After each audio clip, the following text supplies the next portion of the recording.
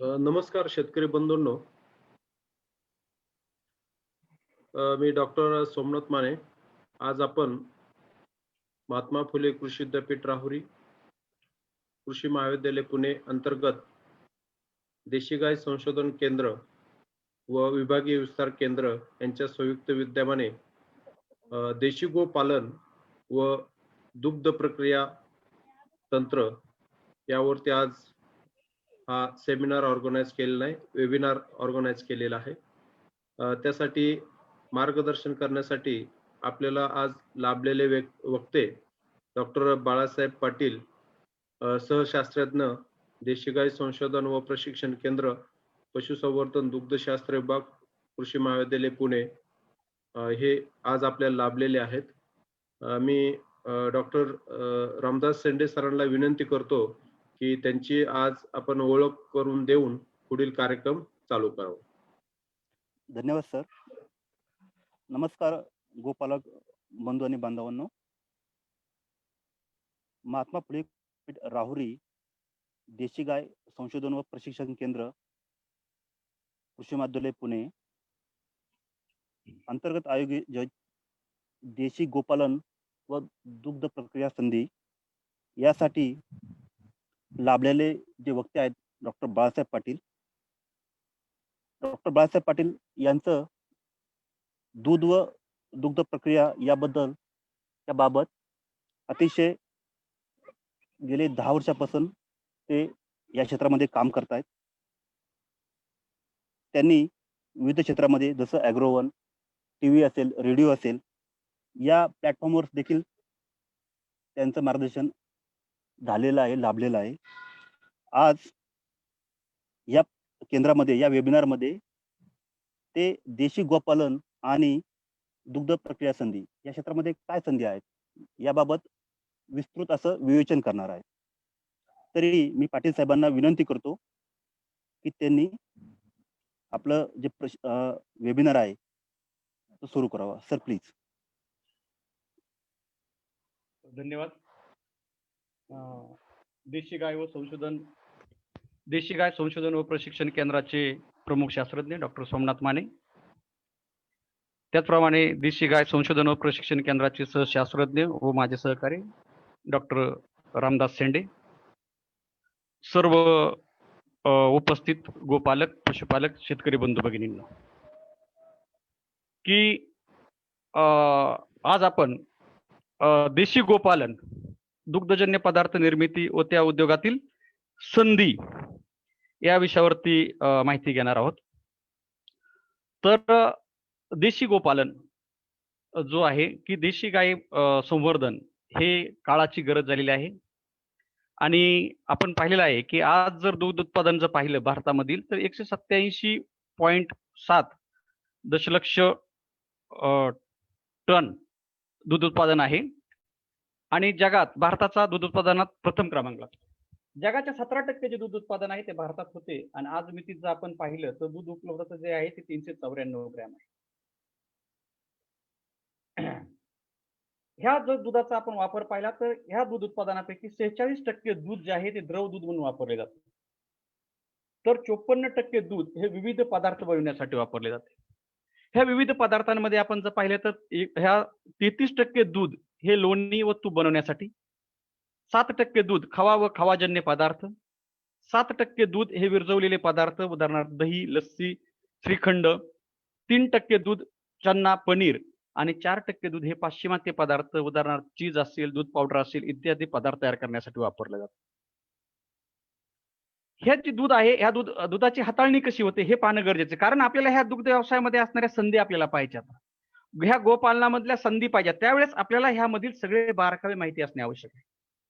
ज्या ठिकाणी आपल्याला जायचं आहे त्या ठिकाणची म्हणजे आज आपण कुठे आहोत आणि आपल्याला कुठे जायचं आणि त्या मार्गक्रमण करत असताना त्यामध्ये असणारे अडथळे, त्यामध्ये असलेल्या संधी, त्याबद्दलच्या योग्य दिशा हे आपल्याला माहिती होणं आवश्यक आहे. त्या दृष्टीने सध्याची वस्तुस्थिती आपल्याला माहिती असणं आवश्यक आहे आणि ती आज आपण पाहतो. तर ह्या एकूण दूध उत्पादनाच्या 47% दूध हे घरगुती वापरासाठी वापरलं जातं. म्हणजे 187.7 दशलक्ष टन जे दूध उत्पादन होतं त्याच्यामधलं 47% जवळजवळ निम्म दूध हे घरगुती वापरासाठी वापरलं जातं. मग ते पिण्यासाठी द्रव दूध म्हणून वापरलं असेल, म्हणजे आपण मक्खन ज्याला म्हणतो, देशी लोणी, तूप इत्यादी पदार्थ तयार करण्यासाठी हे 47% दूध वापरलं जातं. आणि 38% दूध हे असंघटित घटकांमार्फत विक्री केली जाते. शहरांमध्ये विक्री, हलवाई, मिठाई आणि फक्त 15% दूध जे आहे ते संघटित पद्धतीने विक्री केलं जातं. फक्त 15% दूध हे संघटित पद्धतीने विक्री केलं जातं. आणि भारताचं आपण जरी दूध उत्पादनात नंबर 1 ला असलो तरी आज विचार केला तर फक्त 15% दुधावरती प्रक्रिया केली जाते व त्या दुधाचं ब्रँडेड दूध म्हणून किंवा पॅकेट दूध म्हणून विक्री केली जाते. दूध हा अत्यंत नाशवंत पदार्थ आहे. दुधाची गुणवत्ता समजा ते दूध तुमच्या वातावरणाच्या तापमानाला 2 ते 3 तास फक्त तेही चांगल्या म्हणजे क्लीन अँड हायजेनिक कंडिशन ज्याला म्हणतो, स्वच्छ व निर्जंतुक दूध उत्पादन केलं असेल तर ते वातावरणातील तापमानाला जास्तीत जास्त 2 ते 3 तासापर्यंत चांगल्या प्रकारे राहू शकतं. अन्यथा दूध हे अत्यंत नाशवंत असल्याने ते लगेच नासतं, त्याच्यामधली आम्लता वाढते आणि त्याच्यामुळे त्याच्यावरती प्रक्रिया करणं आवश्यक आहे. ही दुधावरती प्रक्रिया करणं अत्यंत आवश्यक आहे. आणि ते प्रक्रियेच्या दृष्टीने आपण पाहणार आहोत की प्रक्रिया म्हणजे काय, नेमकं काय करायचं आपल्याला. तर ही दूध प्रक्रिया करत असताना म्हणजे आता ह्या उद्योगामध्ये आपल्याला वळत असताना काय केलं पाहिजे, यशस्वी दुग्ध व्यवसायासाठी आपण काय केलं पाहिजे. म्हणजे आपल्याला पाहिलं आपण की आपल्याला देशी गोपालनाकडे वळायचं आहे. बहुतांश ते वळलेले आहेत, गोसंवर्धन करत आहेत. याच्यामध्ये काल आपले जे प्रमुख शास्त्रज्ञ आहेत माने सर, त्यांनी सांगितलं की काय आहे की आपण काय करतोय की देशी गाईची दूध उत्पादकता कमी आहे, 2 ते 3 लिटरच आहे असं आपण म्हणतो. परंतु त्याच्यामध्ये 70 ते 80% गाया ह्या गावठी प्रकारच्या असल्यामुळे त्यांची उत्पादकता कमी असल्यामुळे आपण ढोबळमानाने असा विचार करतोय की ह्यांची उत्पादकता ही फक्त 2 ते 3 लिटर आहे. परंतु दुधासाठी प्रसिद्ध असणाऱ्या ज्या जाती आहेत म्हणजे साहिवाल असेल, गीर असेल, लाल सिंधी असेल, थारपारकर असेल, राठी असेल, ह्या गायांचा जर विचार केला आपण तर ह्यांची दूध उत्पादकता 6 लिटर पासून ते 15 ते 20 लिटर पर्यंत दूध देणाऱ्या सुद्धा गायी आहेत. आणि म्हणून ह्या गोपालनाकडे चांगल्या पद्धतीने शास्त्रशुद्ध पद्धतीने आपल्याला वळायचं आहे. आणि त्या दृष्टीने आम्ही आमच्या देशी गाय संशोधन व प्रशिक्षण केंद्रामार्फत वेगवेगळे प्रशिक्षण सुरू करून किंवा वेगवेगळे वेबिनार आता सध्या घेऊन तुम्हाला ह्याची माहिती देणार आहोत. तर ह्या यशस्वी दुग्ध व्यवसायासाठी म्हणजे देशी गोपालनाचा असेल किंवा इतर दुग्ध व्यवसाय असेल, याच्यासाठी काय करायचं, तर यशस्वी दुग्ध व्यवसायावर चर्चा केली पाहिजे, त्यांचे अनुभव ऐकले पाहिजे. मी अगोदर सांगितलं की आपल्याला ज्या दिशेने जायचं त्या दिशेने आपल्याला सर्व ज्ञान आत्मसात असणं गरजेचं. मग आपण त्या गोष्टीला प्राधान्य दिलं पाहिजे. पाहताना सुद्धा त्याच गोष्टीकडे पाहिलं पाहिजे. म्हणजे समजा दूरदर्शनवरती एखादा कार्यक्रम असेल, दुसरा एखादा करमणुकीचा कार्यक्रम असेल, त्याच वेळेस तुम्हाला हे अशा प्रकारचा दुग्ध व्यवसायाचा कार्यक्रम लागलेला असेल, तर आपल्याला जर तो व्यवसाय करायचा असेल, व्यावसायिक स्वरूप जर त्याला आणायचं असेल, तर आपण पहिले प्राधान्य कशाला दिलं पाहिजे की दुग्ध व्यवसायाबद्दल जे काय ऐकायला मिळेल, जे काय पाहायला मिळेल, जे काय वाचायला मिळेल ते आपण वाचलं पाहिजे. त्यामुळे यशस्वी दुग्ध व्यवसायिकांबरोबर त्यांची चर्चा करा, त्यांचे अनुभव पहा, त्याच्यातले बारकावे पहा. आज आपण गाय पालन करतो, म्हशी पालन करतो, देशी गोपालन करतो, हे करत असताना आपल्याला त्याच्यापासून मिळणारा जो मुख्य उत्पादन आहे ते म्हणजे दूध. हे दूध जास्त काळ टिकलं पाहिजे, ह्या दुधापासून जास्तीत जास्त नफा मिळाला पाहिजे, त्या दृष्टीने आपण काही ज्या बारीक सारीक गोष्टी असतात त्या गोष्टींकडे सुद्धा लक्ष दिलं पाहिजे. म्हणजे धार काढताना तेथील वातावरण असेल, परिसर असेल, जनावर दोहन करणारी व्यक्ती असेल, त्यांच्या आरोग्याची काळजी, तेथील वातावरण स्वच्छ निर्जंतुक असणं, दुधाचं भांडे स्वच्छ निर्जंतुक असलं पाहिजे की जेणेकरून दुधाचा जो शेल्फ लाईफ आहे किंवा जो टिकवण्याचा काळ आहे तो काय होणार आहे, वाढणार आहे. ते दूध गाळून ताबडतोब थंड केलं पाहिजे, हे अत्यंत महत्वाचं आहे. प्रक्रियामध्ये म्हणजे काय, प्रक्रिया करणं म्हणजे काय, ह्याच्यामध्ये आपण हे दूध थंड करणे वगैरे हे तर आपण पाहणारच आहोत. नंतर काय, सणवार प्रसंग, ग्राहकाची मागणी पाहून दूध पदार्थ तयार केले पाहिजे. की सणवार असेल म्हणजे दसऱ्याला काय श्रीखंडाची मागणी आहे, दिवाळीमध्ये काय म्हणजे जे पेढा असेल, बर्फी असेल, गुलाबजामुन असेल यासारख्या पदार्थांना मागणी असते, तर हे सणवार पाहून दूध पदार्थांची निर्मिती आपण केली पाहिजे. दुग्धजन्य पदार्थ निर्मितीमधील जे उपपदार्थ आहेत, उदाहरणार्थ ताक असेल, घी असेल, याचा उपयोग केला पाहिजे की जेणेकरून त्याचं पुरेपूर वापर आपल्याला मिळेल आणि जास्तीत जास्त नफा आपल्याला त्यामधून कमवता येईल.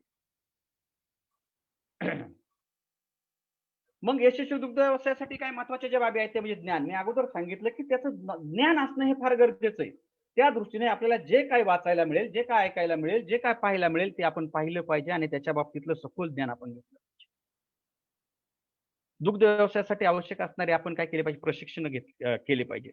म्हणजे हा जो आपलं देशी गाय संशोधन व प्रशिक्षण केंद्र उभारणे मागचा उद्देशच तो आहे की जेणेकरून आपल्या महाराष्ट्रातील असेल, भारतातील असेल, जे काही शेतकरी आपले देशी गोपालन करत आहेत त्यांना जास्तीत जास्त प्रशिक्षण देऊन त्यांना त्याच्यामधील बारकावे म्हणजे गायीच्या निवडीपासून ते त्या दुधाच्या विल्हेवाटीपर्यंत त्याचं मूल्यवर्धनापर्यंत सगळं प्रशिक्षण देण्याचा हा प्रयत्न आमचा आहे. आणि तसे वेगवेगळे प्रशिक्षण आपण घेतले पाहिजे की जेणेकरून तुम्हाला त्याच्यामधील सगळे बारकावे सगळ्या गोष्टी समजतील व त्याच्यामधील जे ज्ञान आवश्यक आहे ते ज्ञान यशस्वी दुग्ध व्यवसायासाठी तुम्हाला मिळणार. एवढं सगळं करत असताना त्यासाठी लागणारी यंत्रसामुग्री ही यंत्रसामुग्री तुम्हाला माहिती असली पाहिजे. आज आपण दह्यासारखा जो पदार्थ पाहिला की दह्यापासून 1 लिटर दुधापासून 1 किलो दही मिळतं. 1 लिटर दुधाची किंमत शहरी भागामध्ये पाहिली आपण 40 ते 50 लिटर समजा 50 ते 60 लिटर पर्यंत दुधाची किंमत आहे. आणि आज जर आपण दह्याची किंमत पाहिली तर 100 ते 120 रुपये किलोग्रॅम अशी दह्याची किंमत. म्हणजे जवळ दुप्पट आपल्याला पैसे दह्यापासून मिळतात. परंतु ह्या दह्याची गुणवत्ता टिकवण्यासाठी 25 ते 30 हजाराचं लागणारे जे इन्क्युबेटर आहे, इन्क्युबेटर असणं आपल्याकडे आवश्यक आहे. की जेणेकरून तुम्ही त्या दह्याचं इन्क्युबेशन किंवा त्याचं जे हे करतो आपण विरजण टाकल्यानंतर जे दही आपण ते दूध 12 ते 8 ते 10 तासासाठी किंवा 8 ते 12 तासासाठी 22 ते 25 अंश सेल्सिअस तापमानाला आपण काय करतो उभवतो. ते उभवण्यासाठी आवश्यक असणारं तापमान हे त्या इन्क्युबेटर मधून किंवा उभवणी यंत्रामधून राहणार आहे. खव्यासाठी असणारी यंत्रसामुग्री असेल, आईस्क्रीमसाठी असणारी यंत्रसामुग्री असेल, ही यंत्रसामुग्री कोणती आहे, त्याचं म्हणजे चांगली कोणती आहे, कोणत्या कंपनीचं आहे, काय केलं पाहिजे ह्याची माहिती घेणं आवश्यक आहे त्या दूध व्यवसायाकडे किंवा त्या प्रक्रिया उद्योगाकडे वळत असताना तत्पूर्वीच. नंतर त्यावरती प्रक्रिया किंवा मूल्यवर्धन करणं गरजेचं आहे. मी अगोदरच सांगितलं की दूध हे अत्यंत नाशवंत आहे. त्यामुळे त्याच्यावरती प्रक्रिया करणे म्हणजे आपण पाहिलं असेल की दूध हे लागलीच थंड झालं पाहिजे. चिलिंग ज्याला म्हणतो आपण बल्क कूलर वापरतो. हे कशासाठी आवश्यक आहे? एक लक्षात घ्या की प्रक्रिया म्हणजे काय करतोय आपण की जे नॅचरल नैसर्गिक दूध आहे या नैसर्गिक दुधाचं एक तर तापमान कमी करतोय किंवा तापमान वाढवतो म्हणजे पॅश्चरायझेशन करतो, होमोजेनायझेशन करतो, त्याच्यावरती नंतर पॅकेजिंग करतो. हे त्याच्यावरच्या काय झाल्यात वेगवेगळ्या प्रक्रिया झाल्या. ह्या प्रक्रिया त्याच्यावरती तातडीने झाल्या पाहिजे. म्हणजे एक लक्षात घ्या की हे दूध काढल्यानंतर दूध हे अत्यंत नाशवंत असल्यामुळे तातडीने त्याचं तापमान हे 4 अंश सेल्सिअस किंवा 4 अंश सेल्सिअस पेक्षा कमी असणं अत्यंत गरजेचं आहे. का गरजेचं आहे? कारण आपण जर पाहिलं तर हे दूध 0 अंश सेल्सिअस तापमानाला जर तुम्ही ठेवलं, एक लक्षात घ्या म्हणजे दुधाचा जर काळ तुम्हाला साठवणुकीचा काळ जर वाढवायचा असेल, दूध जर जास्त काळ टिकवायचं असेल तर सगळ्यात महत्वाचं आहे म्हणजे स्वच्छ व निर्जंतुक दूध उत्पादन. पहिली प्रिरिक्विसाइट आहे ती म्हणजे पहिली गरज आहे ती मूलभूत गरज आहे. मग ते जनावर निरोगी असलं पाहिजे, दूध काढणारा निरोगी असला पाहिजे, तो कोणत्याही संसर्गजन्य रोगाचा वाहक नसला पाहिजे, त्याचे नख वाढलेले नसले पाहिजे, दुधाचं भांडं स्वच्छ असलं पाहिजे. ह्या सगळ्या गोष्टी तुमच्या स्वच्छ व निर्जंतुक दूध उत्पादनाची बाबी आहेत, ह्या गरजेच्या आहेत.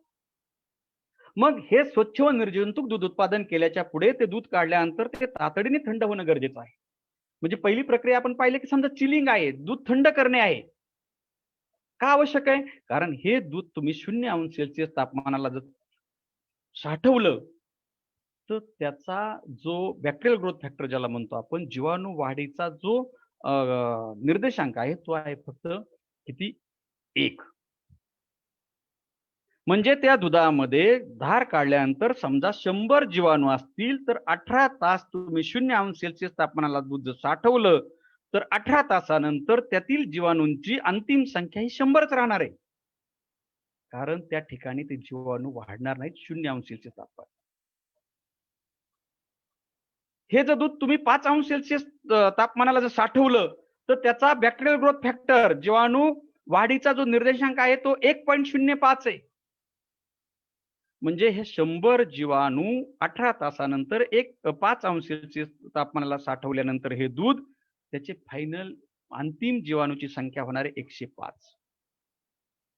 10 अंश सेल्सिअसला जर साठवलं तर त्याचा बॅक्टेरियल ग्रोथ फॅक्टर आहे 1.80 म्हणजे जवळजवळ दुप्पट. म्हणजे 100चे 180 जीवाणू होणार आहेत. 15 अंश सेल्सिअसला जर साठवलं तर 10 म्हणजे 10 पटीने वाढणार आहे. 100चे 1000 होणार आहेत. 20 अंश सेल्सिअसला जर हे केलं तर त्याचा जो हे आहे तो 200 म्हणजे 100 गुणिले 200 20,000 त्याच्यामधले अंतिम बॅक्टेरिया जीवाणू होणार आहेत. आणि 25° जर साठवणुकीचं तापमान असेल तर त्याचा बॅक्टेरियल ग्रोथ फॅक्टर आहे 1,20,000. म्हणजे करोडोने त्याच्यामधील जीवाणूंची संख्या वाढणार आहे. मग ते दूध नासवणारे काही त्याच्यामध्ये जंतू असतील, काही म्हणजे पॅथोजेनिक ज्याला म्हणतो आपण रोग उत्पादक, रोगकारक जंतू असतील, मग ह्यांचं प्रमाण वाढणार आहे आणि त्याच्यामुळे दूध नासण्याची प्रक्रिया त्या ठिकाणी वाढणार आहे. आणि त्यामुळे तातडीने दुधाचं तापमान थंड करणं, दुधाचं चिलिंग करणं हे अत्यंत गरजेचं आहे.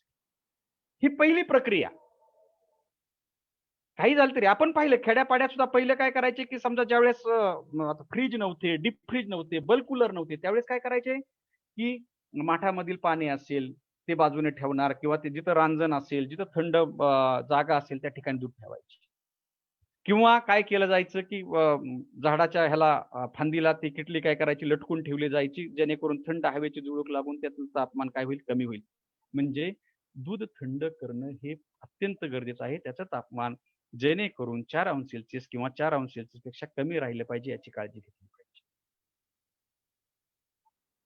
नंतर मूल्यवर्धन म्हणजे व्हॅल्यू ॲडेड प्रॉडक्ट्स आपण ते पाहणार आहोत, की याच्यापासून आपल्याला फक्त दूध विक्री केली तर दूध विक्रीपासून किती फायदा मिळतो, दुधाची किंमत किती आहे आणि मूल्यवर्धित पदार्थ म्हणजे वेगवेगळे विरजवलेले पदार्थ असतील, त्याचप्रमाणे दूध आटून केले जाणारे पदार्थ असतील, खव्यासारखे असतील, पेढा असेल, बर्फी असेल, नंतर छन्ना, पनीर यासारखे पदार्थ असतील, हे मूल्यवर्धन करून वेगवेगळे मूल्यवर्धित दुग्धजन्य पदार्थ तयार करणं हे अत्यंत गरजेचं आहे आणि जेणेकरून जास्तीत जास्त नफा आपल्याला त्यापासून मिळेल.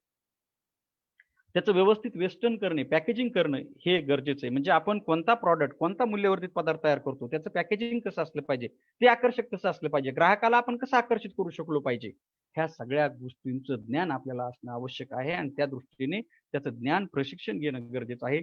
त्याचं प्रिझर्वेशन म्हणजे साठवणुकीचा काळ कसा जास्त वाढेल ह्या दृष्टीने आपण प्रयत्न केले पाहिजे, त्याचं ज्ञान आपण घेतलं पाहिजे. आणि सगळ्यात महत्त्वाचं म्हणजे विपणन, मार्केटिंग हे एक स्किल आहे.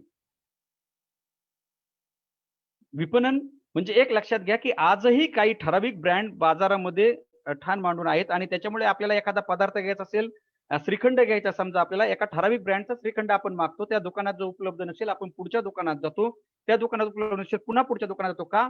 कारण आपल्याला माहिती क्वालिटी अश्युरन्स म्हणजे गुणवत्तेची हमी त्या ब्रँडने तयार केलेली असते. आणि ही गुणवत्तेची हमी आपल्याला त्या प्रॉडक्टमध्ये म्हणजे उच्च गुणवत्तेचा तुमचा जर माल असेल, उच्च गुणवत्तेचं जर तुमचं रॉ मटेरियल असेल म्हणजे दूध हे तुमचं स्वच्छ व निर्जंतुक असेल, ते जर उच्च गुणवत्तेचं असेल, त्याच्यापासून तयार होणारे पदार्थ सुद्धा उच्च गुणवत्तेचे असणार आहेत. आणि त्या दृष्टीने आपल्याला काय करायचंय, की ह्याचं विपणन किंवा मार्केटिंग स्किल जे आहे, मार्केटिंग स्किल डेव्हलप करायचं. आणि देशी गोपालनाच्या दूध आणि दुग्धजन्य पदार्थांना आजही फार मागणी आहे. त्यांचं आरोग्य म्हणजे त्यांचे आरोग्यविषयक परिणाम जे आहेत ते अत्यंत चांगले आहेत. न्यूट्रास्युटिकल व्हॅल्यू त्याची, फंक्शनल फूड ज्याला म्हणतो आपण, की जे तुम्हाला अन्न घटक तर देतातच, त्याच्याबरोबर तुम्हाला काय करतात, ते रोग उत्पन्न होणार नाही. प्रिव्हेंटिव्ह ज्याला म्हणतो आपण, प्रतिबंधात्मक, त्याचप्रमाणे क्युरेटिव्ह म्हणजे इलाजात्मक त्याचे परिणाम आपल्याला वेगवेगळ्या रोगांवरती दिसून येतात. त्याच्यामुळे देशी गोपालन किंवा देशी दूध आणि दुग्धजन्य पदार्थांची मागणी वाढत आहे. त्या दृष्टीने एक ठराविक स्किल वापरून आपल्याला त्याचं मार्केटिंग किंवा विपणन करणं फार गरजेचं. मग आता ह्या दूध आणि दुग्धजन्य पदार्थ निर्मितीमधील संधी आपल्याला कशा का आहेत? कारण वाढते शहरीकरण वाढतंय. शहरीकरण वाढत असल्यामुळे काय झालेलं आहे, की लोकांची ह्या दूध आणि दुग्धजन्य पदार्थांबद्दलची जी मागणी आहे ती मागणी वाढत चालली. लोकांच्या उत्पन्नात वाढ व्हायला लागलेली. आज जर तुम्ही पुणे, मुंबई सारख्या शहरांमध्ये जर पाहिलं तर माहिती तंत्रज्ञान क्षेत्रामध्ये फार जण दोघेही नवरा बायको आज कामाला आहेत. 2-2 लाख रुपये आज त्यांच्या घरामध्ये येत आहेत आणि त्याच्यामुळे त्यांना आहाराच्या दृष्टीने आरोग्यकारक त्यांना जर आहार मिळत असेल, चांगला रेसिड्यू फ्री उर्वरित अंशमुक्त जर त्यांना दूध आणि दुग्धजन्य पदार्थ किंवा इतर जे आहारातील पदार्थ आहेत ते जर मिळत असतील, तर ते त्याच्यासाठी आज कितीही किंमत मोजायला तयार आहे. त्याच्यामुळे साहजिकच हे उत्पन्नात वाढ होत असल्यामुळे, शहरीकरण वाढत असल्यामुळे, आरोग्यविषयक जागरूकता लोकांमध्ये आलेली असल्यामुळे ह्या दूध आणि दुग्धजन्य पदार्थ, त्यामध्येही देशी दूध आणि दुग्धजन्य पदार्थांची मागणी दिवसेंदिवस वाढत आहे आणि इथून पुढे ती वाढत राहणार आहे. आहारातील बदल, दूध आणि दुग्धजन्य पदार्थांची मागणी वाढत चालली. मी अगोदर सांगितलं तुम्हाला, की आता काय झालंय, लोकांमध्ये आरोग्यविषयक फार जागरूकता आलेली आहे. आणि त्याच्यामुळे पूर्वी काय व्हायचं, की कोल्ड ड्रिंक्स प्यायचे लोक, कोल्ड ड्रिंक्स कडे त्यांचं आकर्षण असायचं उन्हाळ्यामध्ये प्रामुख्याने. परंतु आज काय झाले लोकांची त्याच्याऐवजी काय म्हणतात ते लस्सी पिऊया, ताक पिऊया किंवा फ्लेवर्ड मिल्क असेल, बेव्हरेज असेल, याच्यासारखे दूध आणि दुग्धजन्य पदार्थांची मागणी किंवा त्यांच्याकडचा कल हा लोकांचा वाढलेला आहे. आज सुपर मार्केट, सुपर मॉल सगळीकडे झालेले आहेत. त्याच्यामुळे काय झालंय की तुमचे जे हे उर्वरित अंशमुक्त असतील, सेंद्रिय दूध असेल, त्याचे दूध उत्पादन असतील, ह्या मॉलमध्ये वेगवेगळ्या ठिकाणी तुम्हाला दिसायला लागलेत आणि त्याच्याकडे ग्राहक आकर्षित व्हायला लागलेत. ती एक संधी म्हणून आपल्याला काय करते, खुणावत आहे.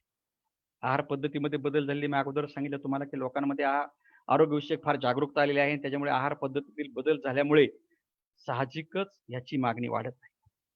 औषधी गुणधर्म मी अगोदरच सांगितलं तुम्हाला की ह्या दूध आणि दुग्धजन्य पदार्थांमध्ये फार औषधी गुणधर्म आहेत.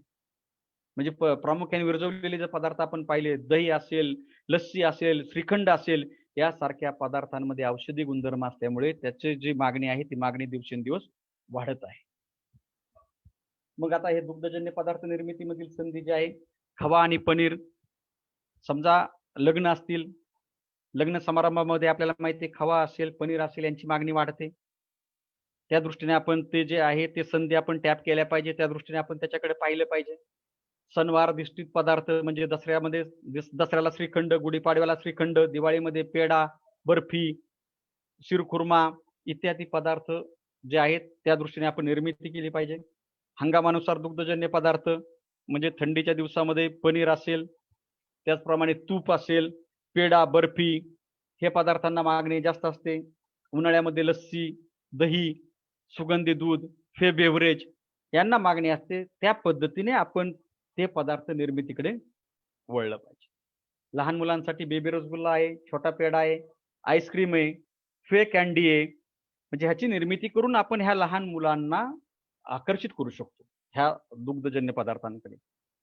ओबेसिटी किंवा स्थूल लोक असतील त्यांच्यासाठी काय, कमी फॅट असलेलं पनीर, कमी स्निग्धांश असलेलं पनीर, श्रीखंड, मलाई विरहित दही ज्याला आपण स्किम मिल्क दही म्हणतो, कमी उष्मांक असणारे पदार्थ म्हणजे ही जी मिठाई आहे, पेढे असतील, बर्फी असेल, इव्हन योगर्ट याच्यासारखे जे फ्रूट योगर्ट, याच्यामध्ये आज कृत्रिम साखर, अस्पार्टेम असेल, सॅकॅरिन असेल, त्याचप्रमाणे नैसर्गिक स्टेव्हिया असेल, यासारखे कमी उष्मांक असलेल्या, कमी कॅलरीज असणाऱ्या कृत्रिम साखर वापरून ही मिठाई तयार करून जे स्थूल लोक आहेत, स्थूल लोक किंवा डायबिटीज, मधुमेह झालेले लोक याकडे आपण आकर्षित करू शकतो किंवा त्यांना हे पदार्थ चांगल्या प्रकारे आपण देऊ शकतो.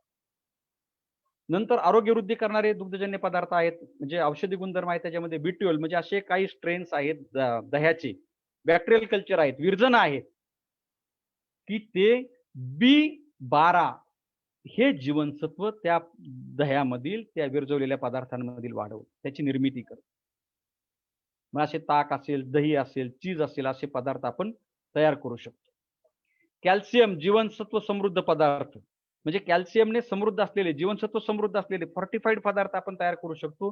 म्हाताऱ्या लोकांसाठी असेल त्याचा उपयोग होऊ शकतो. म्हणजे संधिवात असेल किंवा ऑस्टिओपोरोसिस ज्यांचे म्हणजे हाडं ठिसूळ झालेले आहेत अशा लोकांना आपण ते पदार्थ देऊ शकतो आणि तशी पदार्थ निर्मिती करून त्याच्यामधील जे मूल्य आहे ते आपण वृद्धी करू शकतो.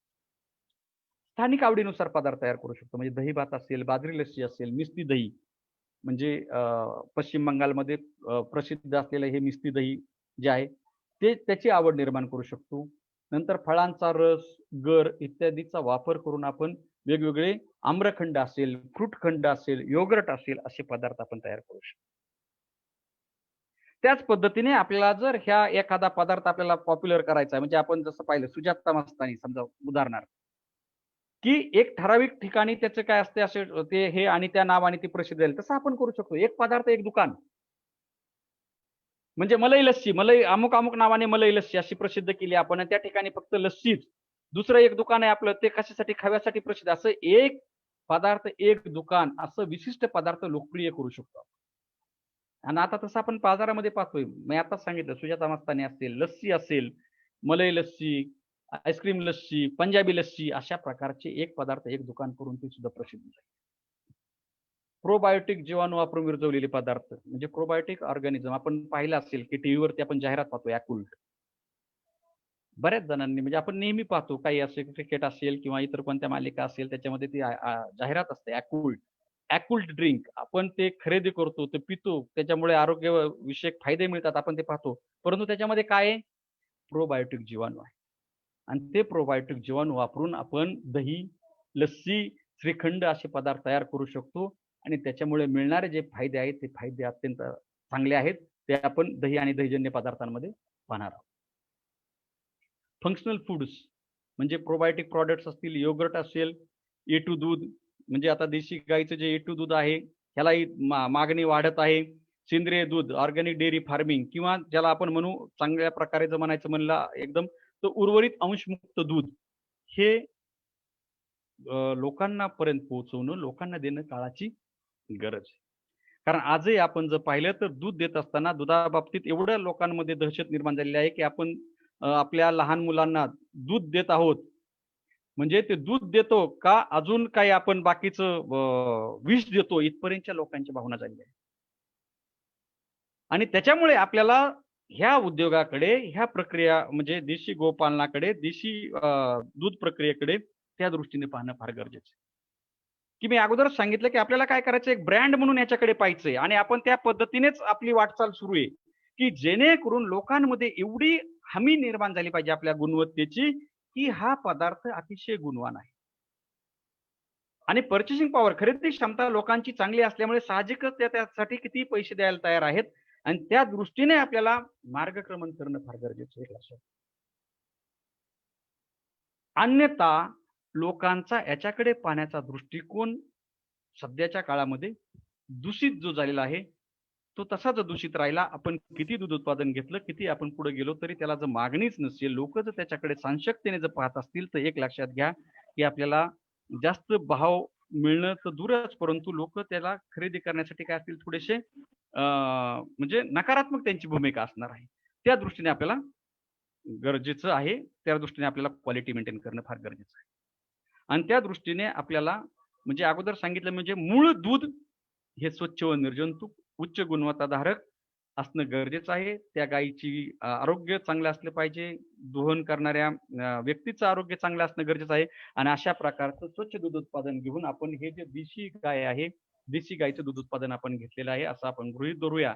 आणि मग आता आपल्याला काय करायचं की याच्यावरती प्रक्रिया मी सांगितलं की तुम्हाला जर फ्लूइड मिल्क म्हणून आता आज शहरालगत आपण पाहिलं शहरामध्ये मागणी आहे, आपण द्रव दूध आपण विकू शकतो. ते द्रव दूध विकत असताना मी सांगितलं तुम्हाला की त्याचं सगळ्यात महत्वाचं आहे म्हणजे तापमान कमी करणं, 4°C किंवा 4°C पेक्षा कमी तापमान करणं, की जेणेकरून त्याचा साठवणुकीचा काळ हा काय केला जाईल, वाढवला जाईल. ही तुमची पहिली प्रक्रिया. म्हणजे तुम्हाला रॉ मिल्क म्हणून जर विकायचं असेल, तुम्हाला पॅकेज्ड मिल्क म्हणून विकायचं असेल, त्याच्यामध्ये पॅश्चरायझेशन करणं गरजेचं आहे, होमोजेनायझेशन करणं गरजेचं आहे, त्याचं पॅकेजिंग, त्याच्यावरती त्याचे सगळे घटक मेन्शन करणं गरजेचं आहे. आणि हे झालं तुमचं मार्केट मिल्क, म्हणजे जे मार्केटमध्ये येणारं तुमचं ब्रँडेड मिल्क. हे तर आलंच, परंतु आता आपल्याला काय करायचं, ह्याच्यापासून जास्तीत जास्त नफा मिळवण्याच्या दृष्टीने मूल्यवर्धित पदार्थ तयार करायचे. आणि मी अगोदर सांगितलं तुम्हाला की याच्यामध्ये विरजवलेले जे पदार्थ आहेत, विरजवलेल्या पदार्थांना असणारी मागणी ही जास्त, कारण आरोग्यविषयक गुणधर्म हे विरजवलेल्या पदार्थांमध्ये जास्त, ज्यांना आपण फर्मेंटेड मिल्क प्रॉडक्ट म्हणतो, कल्चर्ड मिल्क प्रॉडक्ट्स म्हणतो. आणि त्याच्याकडे मिळणारा नफा सुद्धा जास्त आहे. म्हणजे पहा, याच्यापासून मिळणारा नफा सुद्धा जास्त आहे, याच्यापासून मिळणारे औषधी गुणधर्म, हेल्थ बेनिफिट्स, आरोग्यविषयक परिणाम सुद्धा चांगले आहेत. आणि त्या दृष्टीने म्हणून आपण पहिल्यांदा पाहणार आहोत की हे जे विरजवलेले पदार्थ आहेत, त्या विरजवलेल्या पदार्थांविषयीची माहिती म्हणजे दही. मी अगोदर तुम्हाला सांगितलं की काय होतंय की 1 लिटर दुधापासून साधारणपणे 1 किलो दही आपल्याला मिळतं. आणि जर ह्याची किंमत पाहिली आपण कशाची, दुधाची 50 ते 60 रुपये लिटर आहे. दह्याची जर किंमत पाहिली आपण 100 ते 120 रुपये किलो आहे. म्हणजे आपण काय करतो, फक्त ह्या दुधामध्ये चांगल्या प्रकारचं विरजण टाकतोय आणि चांगल्या प्रकारचं विरजण टाकून ते उबवून चांगल्या गुणवत्तेचं दही तयार करतो आणि त्याच्यापासून आपल्याला जवळजवळ दुप्पट फायदा या ठिकाणी मिळतो. म्हणून आपण पहिल्यांदा जी माहिती पाहणार आहोत की उच्च दर्जाचं, चांगल्या दर्जाचं दही आपण कसं तयार करू शकतो आणि दह्याचे काय महत्व आहे. म्हणजे दही जे आहे, दह्यासाठी बाकीचे काही स्टँडर्ड्स नाहीयेत, म्हणजे असे काही मानकं नाहीत. तुम्ही ज्या दुधापासून दही तयार करता, म्हणजे चांगलं विरजण वापरून ज्या दुधापासून तुम्ही दही तयार करता, त्या दुधाचं मध्ये असणारे जे स्निग्ध आणि स्निग्ध विरहित पदार्थ आहेत, तेवढंच प्रमाण दह्यामध्ये असणं आवश्यक. म्हणजे समजा तुम्ही गाईच्या दुधापासून दही करता असा, गाईच्या दुधाचं दही असेल त्या त्या त्या ठिकाणी 3.5% समजा स्निग्धांश, 8.5% स्निग्धविरहित पदार्थ म्हणजे एसएनएफ असणं आवश्यक. फुल क्रीम दही असेल त्याच्यामध्ये 6% फॅट, 9% एसएनएफ असणं आवश्यक आहे. म्हणजे अशा पद्धतीने ज्या दूध तुम्ही वापरताय तितकंच फॅट म्हणजे स्निग्ध पदार्थ आणि स्निग्धविरहित पदार्थ त्यामध्ये असणं गरजेचं आहे. ह्या दह्याचे वेगवेगळे प्रकार पडतात. मग तसं स्वीट दही की ज्याची ऍसिडिटी जी आहे, आम्लता जी आहे 0.7% पर्यंत असते, 0.7%. आंबट दही त्याची आम्लता जी आहे 1% पर्यंत असते किंवा 1.1% पर्यंत असते. स्वीटन दही ज्याला म्हणतो आपण मिस्ती दही किंवा स्वीटन दही, साखर मिश्रित दही की जे मी तुम्हाला सांगितलं की कोलकात्यामध्ये फेमस आहे, प्रसिद्ध आहे. मिस्ती दही. म्हणजे अशा प्रकारचे दही, वेगवेगळ्या प्रकारचे दही आपण करू शकतो आणि हे अतिशय पाचक असतं दही. त्याच्यामुळे याला असणारी मागणी सुद्धा काय जास्त आहे. आपल्याला काय करायचं, चांगल्या प्रकारचं दही तयार करायचं त्या दृष्टीने माहिती असणं गरजेचं आहे आणि जे विरजन आपण वापरतो ते विरजन फार महत्वाचं आहे, एक लक्षात ठेवा. जे विरजन आपण वापरतो, जे जीवाणू आपण वापरतोय, हे जीवाणू कोणताही जो अनडिझायरेबल म्हणजे जो चांगला वास नाहीये, चांगला हे नाहीये म्हणजे असं इच्छित असा वास नसणारं तसं असलं नाही पाहिजे. त्याच्यामध्ये कोणतेही हार्मफुल म्हणजे स्पॉइलेज म्हणजे दूध नासवणारे किंवा पॅथोजेनिक म्हणजे रोग उत्पादित करणारे कोणतेही जीवाणू त्याच्यामध्ये नसले पाहिजे. ते मुक्त असं हे विरजन असलं पाहिजे. तेवढी काळजी घेणं फार गरजेचं आहे. मग तुम्हाला कोणतं दूध वापरायचं, कशाचं दही करायचं, म्हणजे तुम्हाला जर समजा श्रीखंड करायचं असेल, लस्सी करायचं असेल तर म्हशीचं दूध वापरलं पाहिजे. म्हशीच्या दुधाचं दही लावलं पाहिजे. जर तुम्हाला म्हणजे फक्त दही म्हणून विकायचं असेल तर तुम्ही गाईच्या दुधाचं दही करू शकता. टोन मिल्क म्हणजे ज्याच्यामध्ये 3% फॅट आहे, 8.5% एसएनएफ आहे, असं टोन मिल्क दही करू शकता. स्किम मिल्क दही, मलाई विरहित दही करू शकता. म्हणजे ज्या उद्देश तुमचा असेल अशा वेगवेगळ्या प्रकारचं दूध घेऊन त्याला विरजन लावून तुम्ही तशा प्रकारचं दही तयार करू शकता. त्यासाठी लागणारं थर्मोमीटर मी अगोदर सांगितलं, तापमापी अत्यंत आवश्यक आहे. ह्या साध्या साध्या गोष्टी, तापमापीची किंमत काही जास्त नाहीये, परंतु ते आपल्याकडे असणं आवश्यक. इन्क्युबेटर म्हणजे ज्याला उबवणी यंत्र म्हणतो आपण, की ते काय करतं, एक ठराविक तापमान मेंटेन करतं, स्थिर ठेवतं. म्हणजे समजा आपल्याला 25°C तापमानालाच काय करायचंय, दही उबवायचंय. आपण त्याच्यामध्ये 25°C तापमान लावून ठेवलं तर तेवढे 10 तास ते 25°C तापमान ठेवणार आहे आणि 8 ते 10 तासामध्ये ते घट्ट असं दही लागणार आहे, ज्याची आम्लता 0.7 ते 0.8% असणार आहे. आणि मग त्या ठिकाणी तुम्हाला फेइंग ऑफ म्हणजे पाणी सुटलेलं दिसणार नाही, आम्लता वाढलेली दिसणार नाही. चांगल्या प्रकारचं दर्जेदार दही आपण त्या इन्क्युबेटरमध्ये लावू शकतो. त्याच्यामुळे हे साहित्य आपल्याकडे असणं फार गरजेचं आहे. नंतर मी सांगितल्याप्रमाणे आता की तुम्हाला ज्याच्यासाठी पाहिजे, फुल क्रीम दही पाहिजे असेल, स्किम मिल्क मलाई विरहित दही पाहिजे असेल, या पद्धतीने तुम्ही दही तयार करू शकता. दह्यामध्ये साधारणपणे जे दह्याचे मधील घटक आहेत त्याच्यामध्ये दुधाप्रमाणे असतं त्याच आहे. 85 ते 88% पाणी असतं किंवा आर्द्रता असते. स्निग्धांशाचं प्रमाण 3 ते 8% पर्यंत म्हणजे ज्या प्रकारचं दही तुम्ही तयार करताय त्यानुसार त्या दुधाच्या ह्याच्यानुसार असणारे 5% ते 8% किंवा 3% पासून 8% पर्यंत. प्रथिनांचं प्रमाण 3.3 ते 3.4% किंवा 4.5% पर्यंत असू शकतं. लॅक्टोज जी शर्करा आहे दुधामध्ये, दुग्ध शर्करा, तिचं प्रमाण 4.6 ते 5.3% असतं आणि जे खनिज पदार्थ आहेत 0.7% पर्यंत असतं. दही मी अगोदर सांगितलं की दह्यापासून मिळणारा फायदा तर चांगलाच आहे, परंतु दही आरोग्याच्या दृष्टीने फार चांगले. हे पाचक आहे. ज्यांना दूध पचत नाही, ज्यांना दूध आवडत नाही, ते सुद्धा चांगल्या प्रकारे दही पचवू शकतात, दही आवडीने खाऊ शकतात. कारण बरेचसे लोक असे असतात की जे लॅक्टोज इंटॉलरन्स म्हणजे दुधामध्ये असणारी जी दुग्ध शर्करा आहे, लॅक्टोज नावाची जी दुग्ध शर्करा आहे त्याच्यापासून त्यांना त्रास होतो. म्हणजे डिसेंट्री असेल, उलट्या असेल, अपचन असेल याच्या प्रकारचा त्रास होऊ शकतो. परंतु दह्यामध्ये लॅक्टोजचं कन्व्हर्जन आपण काही प्रमाणात लॅक्टिक आम्लामध्ये करतो. लॅक्टोजचं प्रमाण कमी होतं. त्याच्यामुळे दही हे पचनास हलकं जातं किंवा सोपं असतं आणि ते पचवू शकतात. ज्यांना दूध पचत नाही ते सुद्धा दही पचवू शकतात. दही सहजरित्या पचतं. नंतर दह्यामध्ये मी अगोदर सांगितल्याप्रमाणे की दह्यामध्ये कॅल्शियमची उपलब्धता जास्त होती. कारण दुधामध्ये जर आपण पाहिलं, दूध हे दुधामध्ये कॅल्शियम आणि केसिन यांचा कॉम्प्लेक्स असतो. केसिन हे प्रथिन आहे, म्हणजे दुधामध्ये जे प्रथिन असतं त्याच्यामधलं 80% प्रथिन हे केसिन आहे आणि कॅल्शियम यांचा संयोग असतो आणि ते दुधामध्ये कॅल्शियम केसिनेट फॉस्फेट कॉम्प्लेक्स या एक कॉम्प्लेक्स त्याच्यामध्ये असतो, असा पदार्थ असतो. परंतु जसं ते दुधाची आम्लता वाढते, त्याचा सामू कमी होतो, आम्लता वाढते, तसं काय होतं, कॅल्शियम आणि केसिन एकमेकापासून विभक्त होतात आणि कॅल्शियम सहज उपलब्ध होतो आपल्याला. त्याच्यामुळे दुधापेक्षा दह्यामधील कॅल्शियमची बायो अवेलेबिलिटी किंवा उपलब्धता ही जास्त असते. आणि मी अगोदर सांगितल्याप्रमाणे जर तुम्ही प्रोबायोटिक ऑर्गॅनिझम जो वापरले, तर प्रोबायोटिक ऑर्गॅनिझम हे काय करतात, तुमच्या पोटामध्ये म्हणजे गॅस्ट्रोइंटेस्टाइनल ट्रॅक्ट ज्याला म्हणतो आपण, पोटामध्ये आपल्या जठरामध्ये वाढतात आणि जे अपायकारक जे जीवाणू आहेत, त्या अपायकारक जीवाणूंची वाढ ते मंदावतात, खुंटवतात. आणि त्याच्यामुळे आपल्याला अपचनाचे जे काही विकार असतील, म्हणजे गॅसेस असेल, अपचन असेल, बद्धकोष्ठता असेल, ह्याच्यासारखे सगळे विकार आपले राहू शकतात. त्याच्यापासून आपल्याला रिलीफ मिळू शकते, राहू शकतात. म्हणजे असं ह्याचं गुणधर्म आहे. कशाचा? दह्याचा आणि दहीजन्य पदार्थांचा.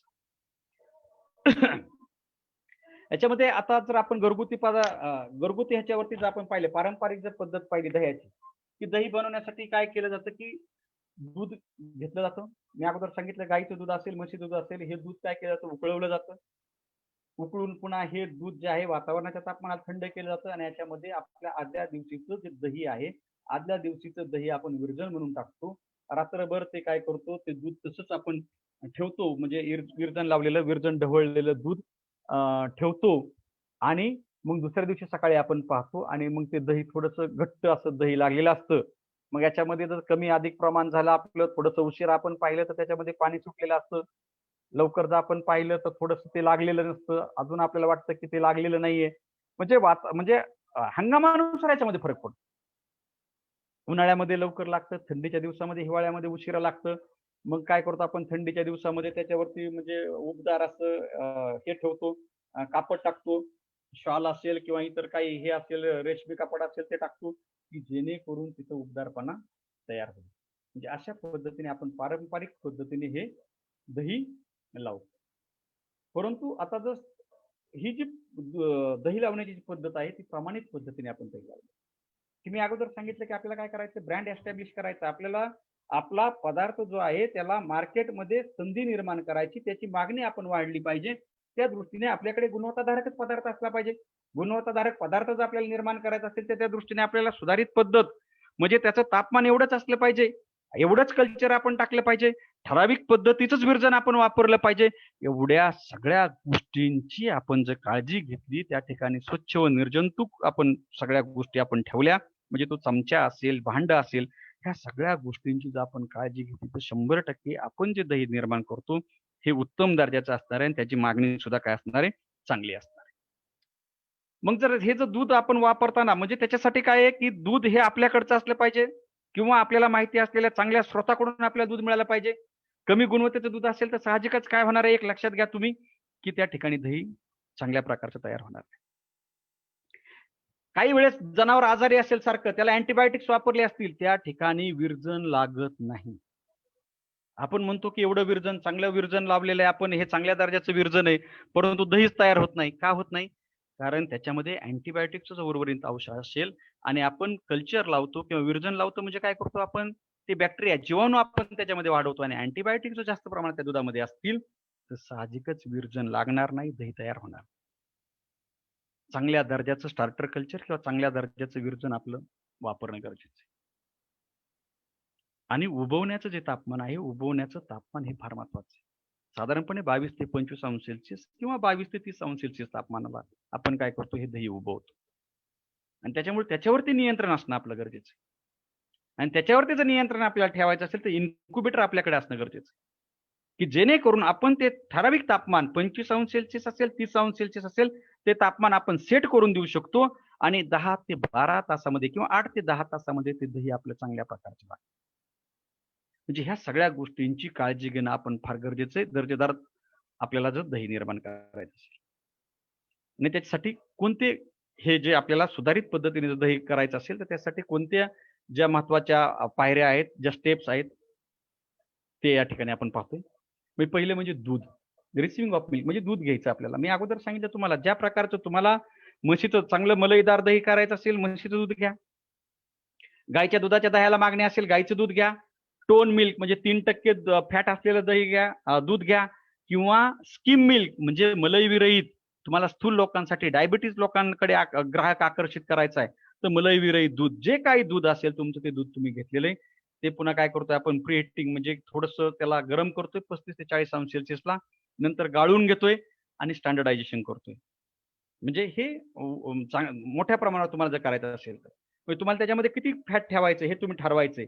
मग पुन्हा त्याचं 60 अंश सेल्सिअसला प्रीहिटिंग करायचं आणि होमोजेनायझेशन, एकजीवीकरण करतो. म्हणजे आपण काय करतो की जे दुधातील स्निग्धांश आहे, स्निग्ध कण आहेत, ह्याची जी आकार आहे, आकार हा 0.2 मायक्रॉन पासून ते 10 मायक्रॉन पर्यंत असू शकतो, 5 मायक्रॉन पर्यंत असू शकतो. म्हणून आपल्याला काय करायचंय की हे स्निग्ध पदार्थांचं त्यांचं काय करायचंय, बारीक करायचे की जेणेकरून त्यांचा आकार हा 0.2 मायक्रॉन पेक्षा कमी राहील, की जेणेकरून हे स्निग्ध कण पूर्ण दुधामध्ये व्यवस्थित मिक्स होतील, मिसळले जातील. आणि एक चांगला पोत असलेलं दही, चांगल्या क्वालिटीचं दही आपल्याला त्याच्यापासून मिळू शकतं. नंतर पॅश्चरायझेशन म्हणजे तुम्हाला काय करायचं, पॅश्चरायझेशन करायचं म्हणजे हिटिंग करायचंय. किती? 80 ते 90 अंश सेल्सिअसला 15 ते 30 मिनिट. किंवा ह्याचं एक टेम्परेचर टाइम म्हणजे तापमान आणि वेळेचं असं एक कॉम्बिनेशन असतं की जेणेकरून त्याच्यामधले सगळे स्पॉइलेज म्हणजे दूध नासवणारे आणि रोग उत्पादक करणारे सगळे जीवाणू, सगळे सूक्ष्म जंतू त्याच्यामधले काय झाले पाहिजे, मेले पाहिजे, किल झाले पाहिजे. आणि मग नंतर हे जे दूध आहे 22 ते 25 अंश सेल्सिअसला थंड केलं जातं. मग 22 ते 25 अंश सेल्सिअस तापमानाला आपण सांगितलं की ते इन्क्युबेटर, ज्या इन्क्युबेटरमध्ये काय करायचं आपल्याला, 22 ते 25 अंश सेल्सिअस तापमानाला हे दुधाचं तापमान 22 ते 25 अंश सेल्सिअस करायचं आणि त्याच्यामध्ये हे विरजण टाकायचं. विरजण टाकत असताना एक लक्षात घ्या की एक चांगल्या प्रकारचे विरजण असणं फार गरजेचं. त्या विरजणालाच बुडबुडे आले असतील, त्याला जर असा एक विशिष्ट प्रकारचा वास येत असेल, उग्र वास येत असेल, अशा प्रकारचं विरजण आपण वापरायचं. दह्यामध्ये जो चांगला सुगंध येतो तो कशामुळे, तर डायॲसिटाइल नावाचा जो घटक असतो, डायॲसिटाइल नावाच्या घटकामुळे त्याच्यामध्ये चांगला सुगंध येतो. मग डायॲसिटाइल जास्तीत जास्त उत्पादन करणारे जे असे कल्चर आहेत, म्हणजे लॅक्टोकोकस लॅक्टिस सबस्पीसीज डायॲसिटिलॅक्टिस अशा नावाचं एक कल्चर आहे की त्याच्यामध्ये डायॲसिटाइल कंटेंट वाढतं आणि त्याच्यामुळे त्या दह्याला एक विशिष्ट प्रकारचा सुगंध येतो. त्याच्यापासून आपण लस्सी तयार केली, त्या लस्सीला विशिष्ट प्रकारचा सुगंध येतो. त्याच्यापासून आपण श्रीखंड तयार केलं, त्या श्रीखंडाला विशिष्ट प्रकारचा सुगंध येतो. देशी लोणी आपण ते तयार केलं म्हणजे विरजवून आपण देशी लोणी तयार करतो, त्या लोण्याला एक विशिष्ट प्रकारचा वास येतो की जेणेकरून त्याच्यामधलं डायॲसिटाइल कंटेंट वाढतं आणि त्याच्यामुळे हे जे कल्चर आहे, हे जे बॅक्टेरिया आहेत, हे विशिष्ट प्रकारचे बॅक्टेरिया निवड करणं फार गरजेचं आहे. जे लॅक्टोकोकस लॅक्टिस सबस्पीसीज डायॲसिटिलॅक्टिस असेल किंवा प्रोबायोटिक ऑर्गॅनिझम मध्ये लॅक्टोबॅसिलस ऍसिडोफिलस आहे, लॅक्टोबॅसिलस बल्गॅरिकस आहे, हे वेगवेगळ्या प्रकारचे जे जीवाणू आहेत, ह्या जीवाणूंची स्ट्रेन्स NDRI कर्नालला, NDDB आनंद गुजरातला मिळतात. त्याचे अँपुल्स तुम्ही आणून त्याच्यापासून सुद्धा आपण चांगल्या प्रकारचं दही लावू शकतो किंवा डायरेक्ट फॅट कल्चर सुद्धा बाजारामध्ये उपलब्ध आहे, ते वापरून सुद्धा आपण एका चांगलं सुगंध असलेलं चांगलं दर्जेदार दही आपण तयार करू शकतो. मग हे विरजण किती टाकायचंय, 1 ते 2%. म्हणजे 1 लिटर दुधासाठी म्हणजे 100 मिलीसाठी 1 ग्रॅम, 1 लिटर दुधासाठी 10 ग्रॅम जास्तीत जास्त किंवा 10 ते 15 ग्रॅम विरजण आपल्याला टाकायचं. विरजण टाकतोय आपण, हे दही टाकतोय आपण, हे दही काय करतोय आपण, चांगल्या दर्जाचं असलं पाहिजे. ज्या चमच्याने आपण ते दही ते ह्याच्यामध्ये टाकतो, म्हणजे ह्याच्यामध्ये काय करायचं, एका छोट्या फुलपात्रामध्ये ते दूध घ्यायचं, थोडंसं कोमट दूध, त्याच्यामध्ये हे 10 ग्रॅम दही टाकायचं, ते चांगलं मिक्स करायचं, ढवळायचं आणि मग हे विरजण टाकलेलं दूध तुम्हाला जेवढं दुधाचं दही लावायचं त्याच्यामध्ये ते चांगलं मिक्स करायचं आणि मग जे पॉलिस्टिरीन कप्स असतील, प्लास्टिक कप असतील, त्याच्यामध्ये हे विरजवलेलं दूध वतायचं, त्याचं झाकण लावायचं आणि हे म्हणजे 200 ml असेल, 500 ml असेल, 400 ml असेल, ह्याच्या पद्धतीने काय करायचे, हे इन्क्युबेटरमध्ये काय करायचं, हे 10 ते 12 तासासाठी, 12 ते 15 तासासाठी तापमानानुसार काय करायचं, ठेवून द्यायचं आणि मग त्या ठराविक वेळेनंतर चांगलं अतिशय दर्जेदार आणि घट्ट दही तुम्हाला लागलेलं दिसेल. त्या दृष्टीने एवढ्या सगळ्या गोष्टींची काळजी घेणं फार गरजेचं आहे. एक लक्षात घ्या की स्टेनलेस स्टीलचं भांडं वापरलं पाहिजे. जो चमचा तुम्ही वापरता तो स्वच्छ निर्जंतुक असला पाहिजे. ज्या ठिकाणी तुम्ही विरजण लावताय त्या ठिकाणची जागा ही स्वच्छ असली पाहिजे. अतिशय छोटे छोटे घटक आहेत, परंतु दही म्हणजे दह्यामध्ये आपण काय करतोय की बॅक्टेरियाची ग्रोथ करतोय, ह्या जीवाणूंची वाढ करतोय, चांगल्या दर्जेदार जीवाणूंची वाढ करतोय आणि त्यावेळेस त्या ठिकाणी जर स्वच्छता नसेल तर साहजिकच रोग उत्पन्न करणारे जीवाणू सुद्धा त्याच्यामध्ये वाढू शकतात आणि त्याच्यामुळे त्याला बुडबुडे आलेले दिसतील, काही वेळेस काळा रंग येतो, ह्याची मोल्डची ग्रोथ म्हणजे बुरशीची ग्रोथ, बुरशीची वाढ त्याच्यामध्ये होते. म्हणजे अशा गोष्टी होणार नाहीत याच्याकडे दक्षता घेणं फार गरजेचं. त्याच्यामुळे शक्यतो स्टेनलेस स्टीलचं उबट आकाराचं भांड वापरणं फार गरजेचं आहे. उबट आकाराचं भांड असं म्हणजे हे मिळते उबट आकाराचं भांड आपल्याला बाजारामध्ये मिळतं. की पसरट जर तुम्ही पातेलं जास्त वापरलं तर काय होतं, जास्तीत जास्त पृष्ठभाग हा काय होतो, वातावरणाच्या संपर्कात येतो आणि त्याच्यामुळे जास्तीत जास्त कॉन्टॅमिनेशन म्हणजे जीवाणू किंवा इतर जे सूक्ष्मजीव आहेत त्याच्यामध्ये येण्याची शक्यता जास्त असते. त्याच्यामुळे उभट आकाराचं जर भांड वापरलं तर कमीत कमी पृष्ठभाग हा वातावरणाच्या संपर्कात येतो आणि त्याच्यामुळे हे जे आहे कॉन्टॅमिनेशन म्हणजे बाकीचं जे सूक्ष्मजंतू आहेत त्यांचा त्याच्यामध्ये शिरकाव होण्याच्या प्रक्रियेला थोडासा अटकाव घातला जातो. अशा ज्या छोट्या छोट्या गोष्टी आहेत ह्या छोट्या छोट्या गोष्टींची काळजी घेऊन आपण उच्च दर्जाचं दही या ठिकाणी तयार करू शकतो आणि त्याला बाजारामध्ये जास्तीत जास्त मागणी उत्पन्न करू शकतो. स्वीट अँड दही मी अगोदर सांगितले तुम्हाला की याच्यामध्ये काय केलं जातं की दूध तापवलं जातं, मिस्ती दही. आज मॉलमध्ये हे मिळतं मिस्ती दही. म्हणजे याच्यामध्ये काय केलं जातं की दूध तापवलं जातं 80 ते 90 अंश सेल्सिअसला किंवा उकळवलं जातं आणि इन्स्टंट हिटिंग केलं जातं. फिगरच बॉइलिंग त्याला म्हणतो आपण केलं जातं. तेच करत असताना आपण काय करतो त्याच्यामध्ये 6 ते 7% साखर टाकतो. दूध उकळत असताना 6 ते 7% साखर टाकल्यामुळे काय होतं त्या साखरेचं कॅरॅमलायझेशन होतं आणि त्याला असा तांबूस रंग आल्यासारखा आणि कॅरॅमलाइज्ड फ्लेवर येतो, एक चांगला वेगळ्या प्रकारचा सुगंध येतो आणि त्याच्यामुळे ह्या दह्याला मिस्ती दहीला सुद्धा मागणी बाजारामध्ये जास्त आहे. अशा प्रकारचं मिस्ती दही सुद्धा आपण तयार करू शकतो. नंतर जे गुणधर्म आहेत, चांगल्या दह्याचे गुणधर्म कोणते? त्याचा जो रंग आहे, रंग हा समजा पिवळसर रंग, गाईच्या दुधापासून केला असेल त्याचा पिवळसर रंग असला पाहिजे.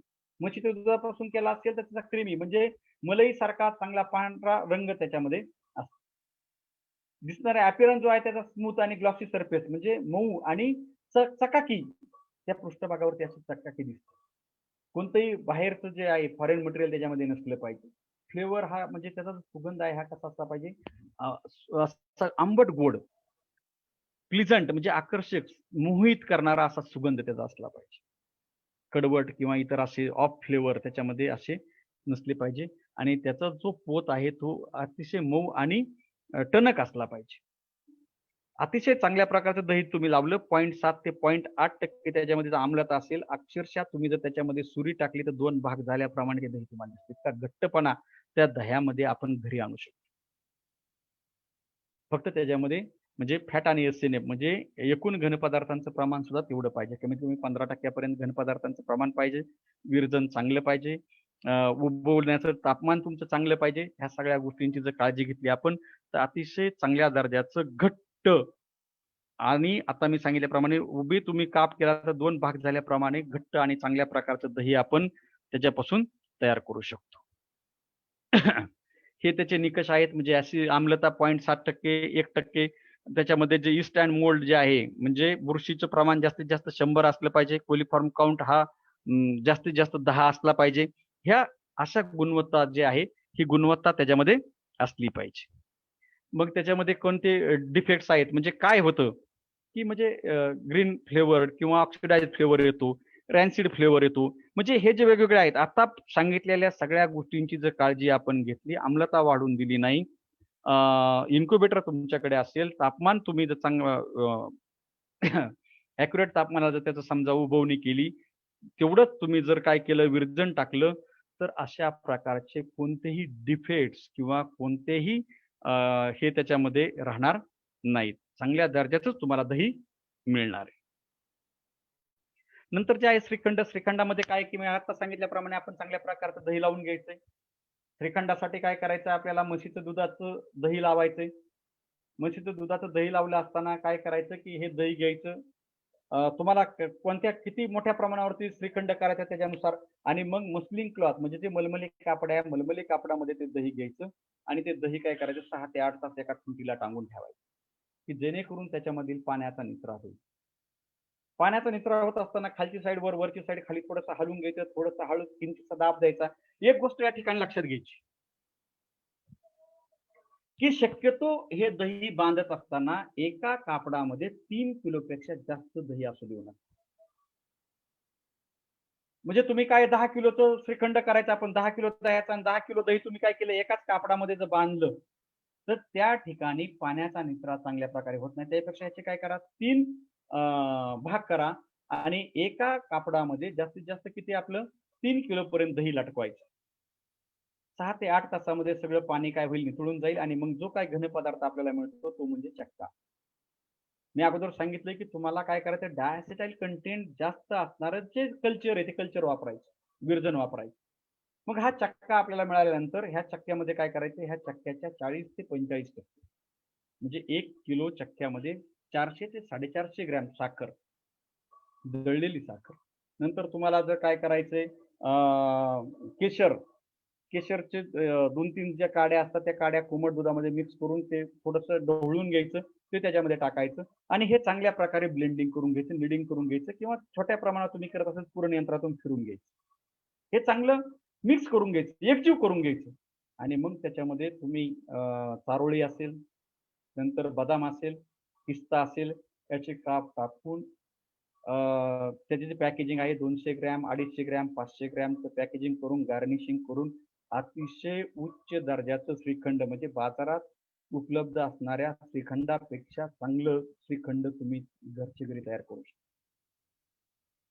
फक्त एकच लक्षात घ्यायचंय, दूध उच्च गुणवत्तेचं असलं पाहिजे, वापरलेलं विरजन हे उच्च गुणवत्तेचं असलं पाहिजे, उबवण्याचं तापमान ठराविक असलं पाहिजे, आम्लता जास्त प्रमाणात वाढली नाही पाहिजे आणि तो चक्का आपण ज्यावेळेस ती दही आपण अडकवतो ते पण जास्त वेळ नाही हे झालं पाहिजे. नाही तर मग काय होतं, वातावरणाच्या तापमानात जास्त काळ राहिले त्याची सुद्धा आम्लता वाढते, त्यालाही उग्र वास येतो.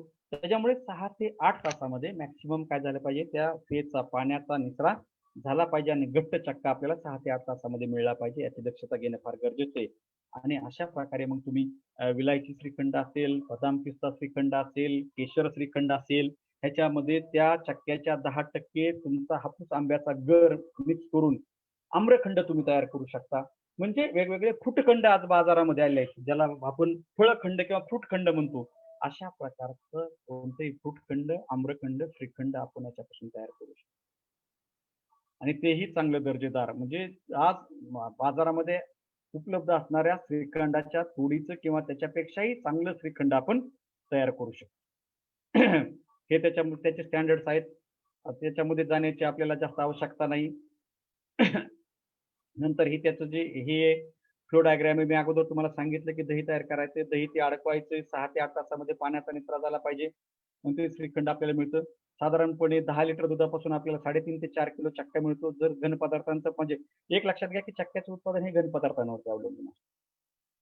म्हणजे फॅट आणि एसएनएफचं प्रमाण त्याच्यामध्ये किती आहे त्याच्यानुसार तुम्हाला चक्क्याची जी रिकव्हरी आहे ती रिकव्हरी अवलंबून असते आणि त्या चक्क्याच्या 50% पर्यंत साखर आपण टाकू शकतो.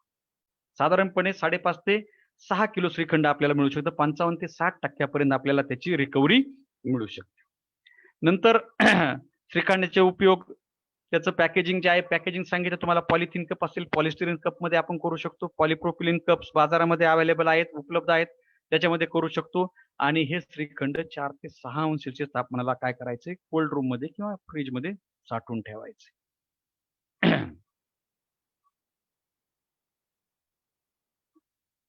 लस्सी. आता लस्सीच्या बाबतीमध्ये, लस्सी हा असा पदार्थ आहे की ज्याच्यामध्ये त्याला कोणतेही मानक नाही, एक लक्षात घ्या.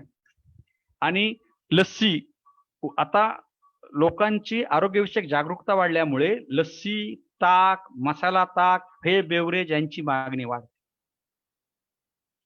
त्या दृष्टीने उत्तम दर्जाचं जर तुम्ही विरजन निवडलं, ज्याचा सुगंध चांगला आहे, ज्याच्यामध्ये डायसेटाइल कंटेंट चांगले, आणि मी आता तुम्हाला सांगितलं की तुम्ही अशा प्रकारचे काही कल्चर वापरू शकतात की ज्याच्यामध्ये व्हिटॅमिन B12 चं प्रमाण जास्त आहे, फोलेट वाढवणारे काही कल्चर आहेत, म्हणजे अवेलेबल आहेत NDRI कर्नालला, की ज्याच्यामुळे तुम्हाला काय होतात, औषधी गुणधर्म मिळू शकतात. मग अशा प्रकारचे तुम्ही लस्सी तयार केली, त्याच्यामधले जे गुणधर्म आहेत ते औषधी गुणधर्म तुम्ही जर मांडले, त्याच्यानुसार तुम्ही मार्केटिंग केलं. मी तुम्हाला सांगितलं की विपणन हे एक स्किल आहे आणि इथे आपल्याला खोटं काही सांगायचं नाही. आरोग्यवर्धक लस्सी, प्रोबायोटिक आरोग्यवर्धक लस्सी तुम्ही म्हटलं, ह्याच्यामध्ये खोटं काहीच नाही. म्हणजे त्याच्यामध्ये सुगंध चांगला असणार आहे, लोक चांगल्या प्रकारे पाचक असणार आहे, मोहित करणारा सुगंध असणार आहे, म्हणजे लोक त्याच्याकडे आकर्षित होणार आहेत.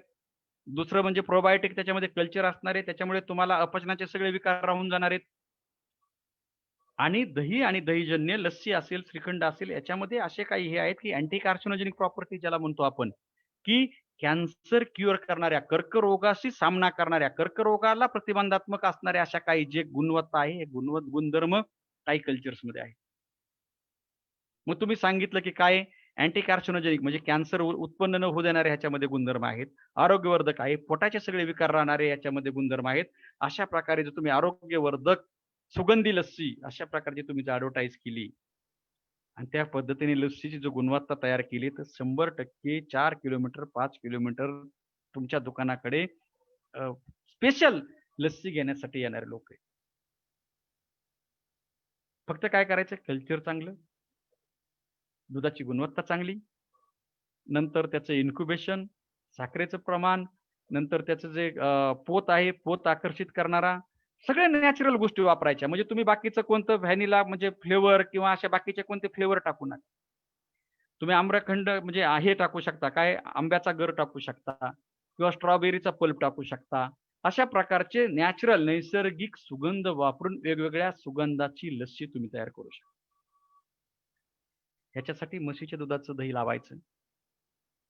हे दही अगोदर सांगितल्याप्रमाणे फर्म म्हणजे चांगल्या प्रकारचा त्याचा पोत आला की हे दही काय करायचं, घ्यायचं दही थोडंसं कुस्कुरायचं आणि त्याच्यामध्ये काय करायचं, साधारणपणे तुम्हाला त्याची किती आम्लता आहे त्या आम्लतेनुसार 10 ते 20% पर्यंत तुम्ही पाणी टाकू शकता.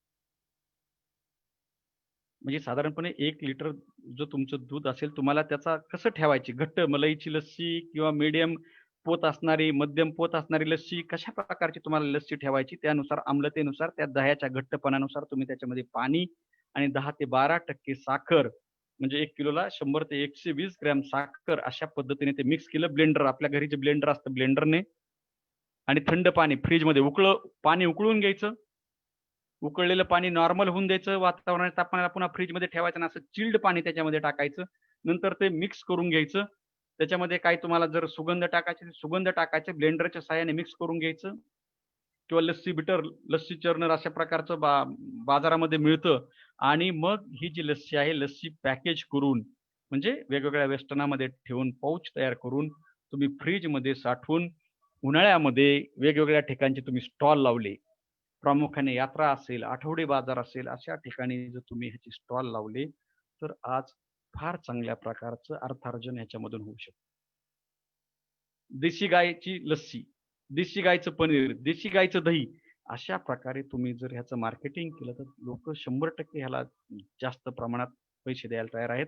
मी अगोदर सांगितले ब्रँड एस्टॅब्लिश करणं, त्याचं हे विपणन करणं हे आपल्याकडचं एक स्किल आहे. आणि कोणत्याही गोष्टी हे न करता आपल्याला लोकांची नाडी समजली पाहिजे. लोक कशाला प्राधान्य देतात, म्हणजे आज आपल्याला माहिती की ह्याच्यामुळे काय होतं, म्हणजे अँटी कार्सिनोजेनिक आपण सांगितलं की कर्करोग असेल किंवा इतर काय असेल, म्हणजे तेज वाढतं, अपचनाचे विकार हे होतात, की लोक त्याच्याकडे आकर्षित होणार आहे. आणि हे आपण कोणतीही खोटी जाहिरात ह्याची करत नाही.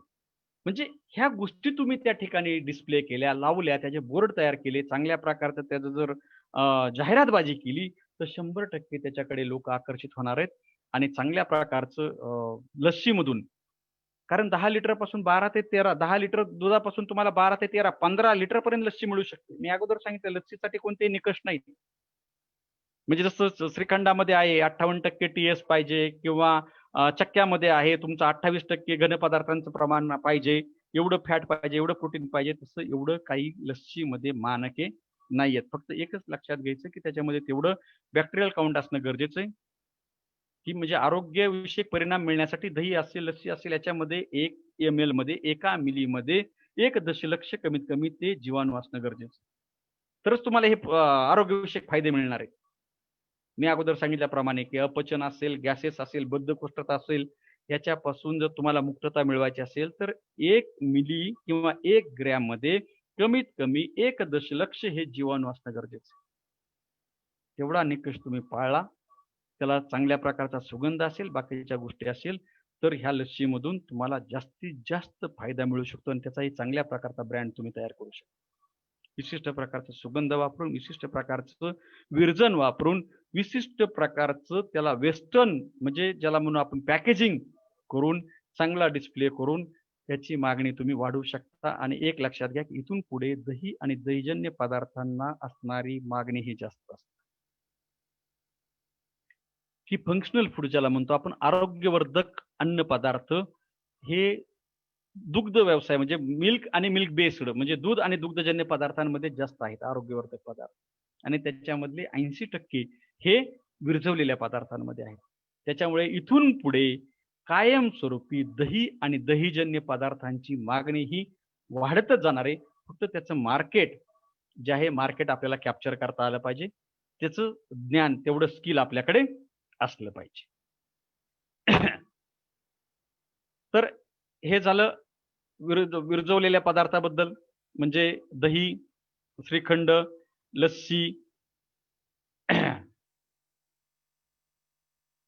हे साधारणपणे त्याच्यामध्ये लस्सीमध्ये असणार हे आहे. त्याचा रंग कसा असला पाहिजे, पोत कसा असला पाहिजे, याच्याविषयी आपण आताच माहिती घेतली. की तुमचं दही चांगलं असेल, दूध चांगलं असेल, त्याची गुणवत्ता जर चांगली असेल तर 100% ह्याच्यामध्ये कोणताही ऑफ फ्लेवर किंवा त्याची जो पोत आहे तोही चांगला असणार आहे, सुगंधही चांगला असणार आहे, कोणत्याच गोष्टी त्याच्यामध्ये राहणार नाही. नंतरचा जो पदार्थ आहे तो म्हणजे दूध आटवून केला जाणारा पदार्थ.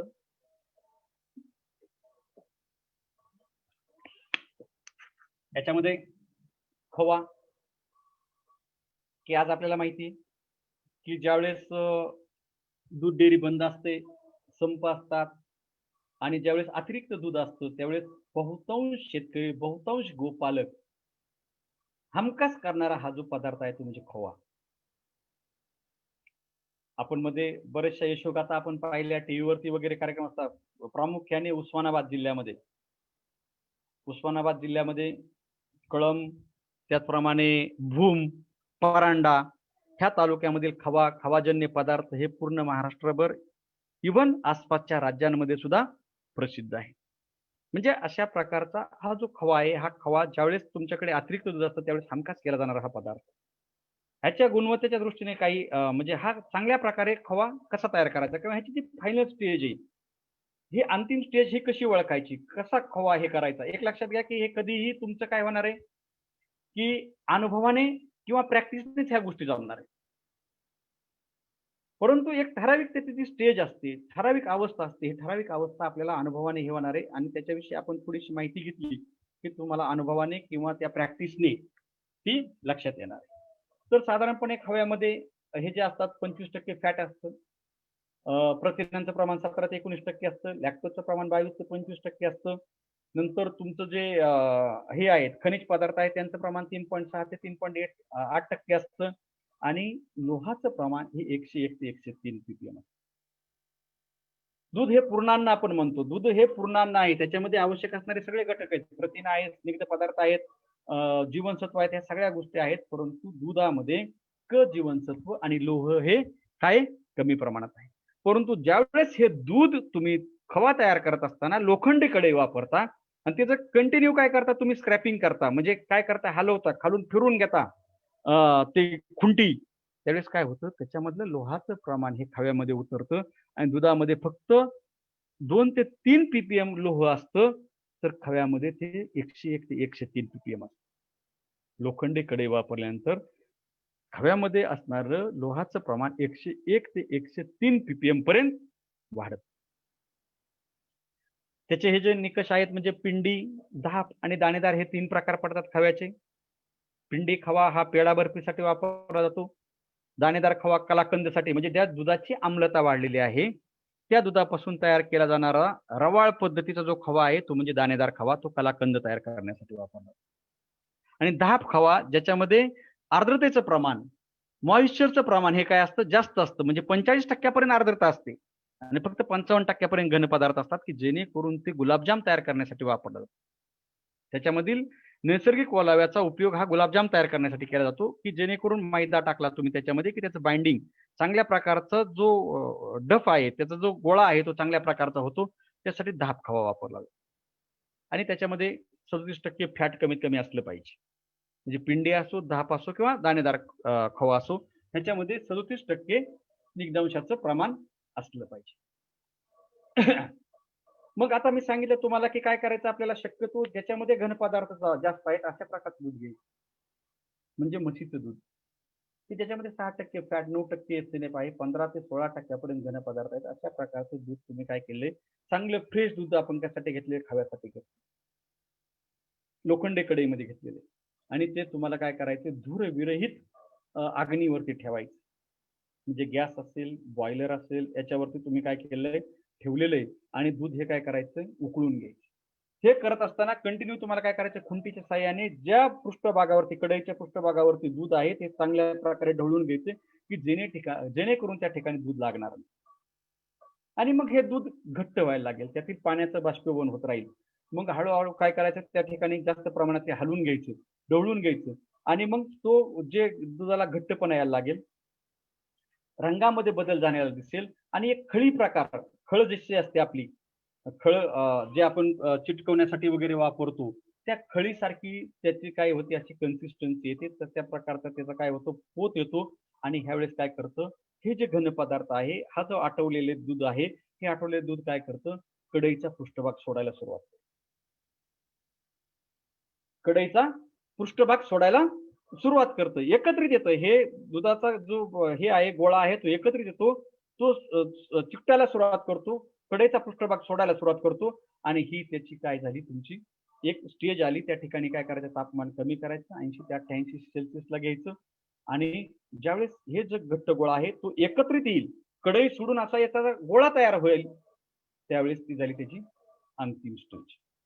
ही अंतिम अवस्था झाली खव्याची, की कढईचा पृष्ठभाग सोडून हे घन पदार्थ कढईचा पृष्ठभाग सोडतात, एकत्रित त्याचा गोळा तयार होतो, आणि ह्या वेळेस तुम्हाला काय करायचंय, की जे अग्नी असेल तो अग्नी थांबवायचा, आणि त्या ठिकाणी हे काय करायचं, कढई बाजूला काढून घ्यायची, आणि हा जो घन पदार्थ तयार झालेला जो खवा आहे, हा खवा कढईच्या पृष्ठभागावरती पसरून घ्यायचा, आणि थंड झाल्यावरती काय करायचं, त्याचा गोळा तयार करायचा, त्याचं वजन घ्यायचं, आणि त्या पद्धतीने पार्चमेंट पेपरमध्ये किंवा काय तुमचे लॅमिनेटेड पाऊच असतील याच्यामध्ये हे करून तुम्ही हा खोवा रेफ्रिजरेटर टेम्परेचरला, म्हणजे 4 ते 6 अंश सेल्सिअस तापमानाला 21 ते 3 आठवड्यापर्यंत सहजरित्या चांगल्या प्रकारे ठेवू शकता, आणि वेगवेगळे पदार्थ तयार करण्यासाठी वापरू शकता.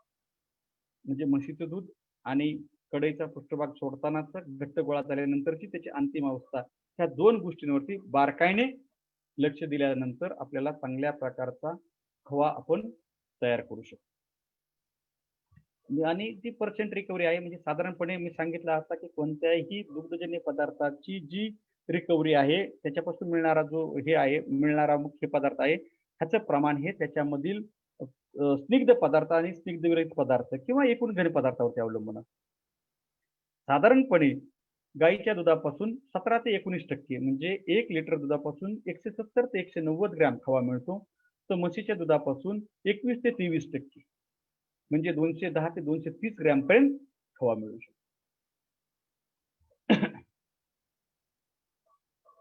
नंतर जो आहे तो म्हणजे खवाजन्य पदार्थ. एक लक्षात घ्या की खवा विकण्यापेक्षा पेढा विकणं हे जास्त परवडतं. खवा विकला आपण, खव्यापेक्षा पेढा हा जास्त परवडतो. का परवडतो? कारण आपण काय करतो, खव्यामध्ये 25 ते 30% साखर टाकतो. म्हणजे 1 किलो तुमचा खवा असेल तर त्याच्यामध्ये काय झालं, तुमच्या 250 ते 300 ग्रॅम साखर आली, म्हणजे त्याचा पेढा किती झाला, 1300 ग्रॅम झाला. आणि मग हा पेढा आपण 400 रुपये ते 500 रुपये किलोने विकतोय. साखर किती टाकली, पण 250 ग्रॅम. साखर किती आहे, 40 रुपये किलो, म्हणजे साखरेची किंमत 10 रुपये, आणि त्याच्यापासून आपण किती रुपये घेतोय, 100 रुपये. कारण 250 ग्रॅम आपलं उत्पादन वाढलंय, म्हणजे 10 रुपयाचे आपण किती रुपये घेतोय, 100 रुपये घेतोय आपण त्या ठिकाणी. म्हणून खव्यापेक्षा हे जे स्वीट मिट्स ज्याला म्हणू आपण, किंवा जे मिठाई आहे, ही मिठाई विकणं जास्त परवडतं.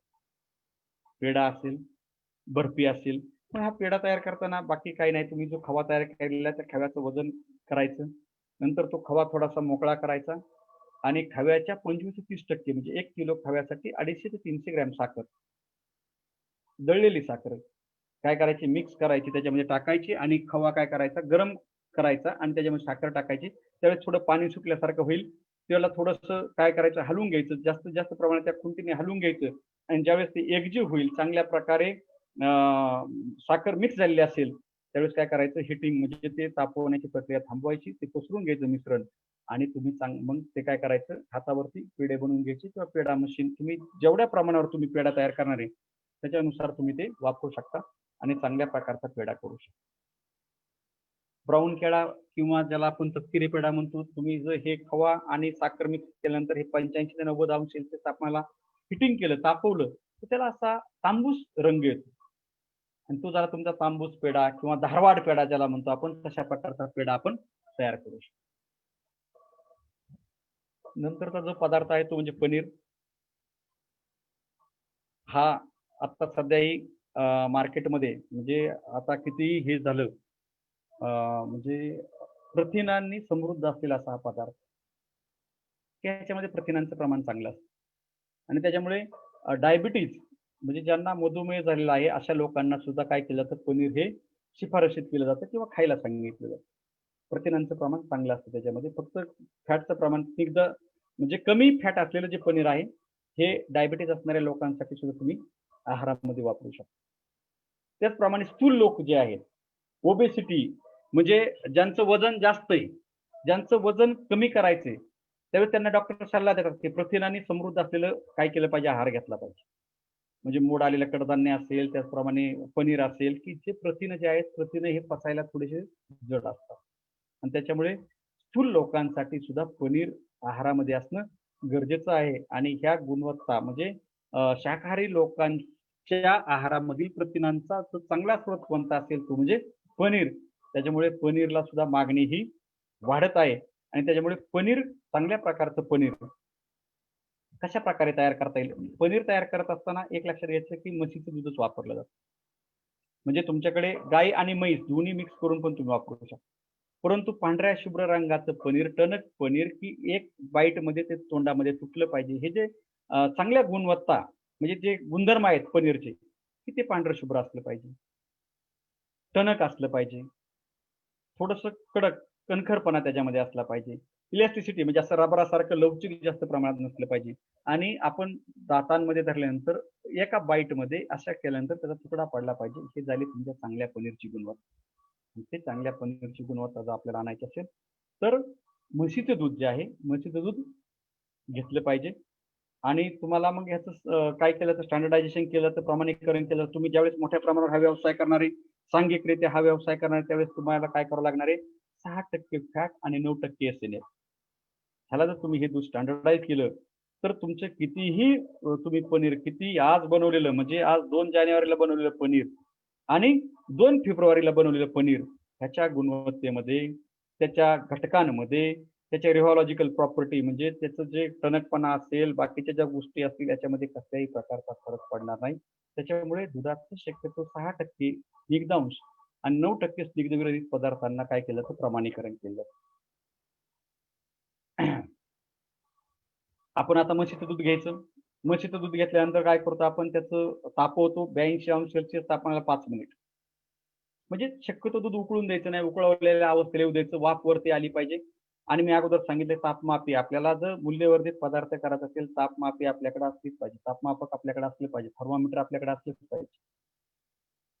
आपल्याला दही, लस्सी, श्रीखंड किंवा दही आणि लस्सी, श्रीखंडाच्या तुम्हाला जास्त नादी लागायचं नसेल, दही आणि लस्सी अशा प्रकारचे पदार्थ तुम्हाला तयार करायचे असतील, इन्क्युबेटर आपल्याकडे असलेच पाहिजे. 22 ते 25 हजार किंमत आहे फक्त.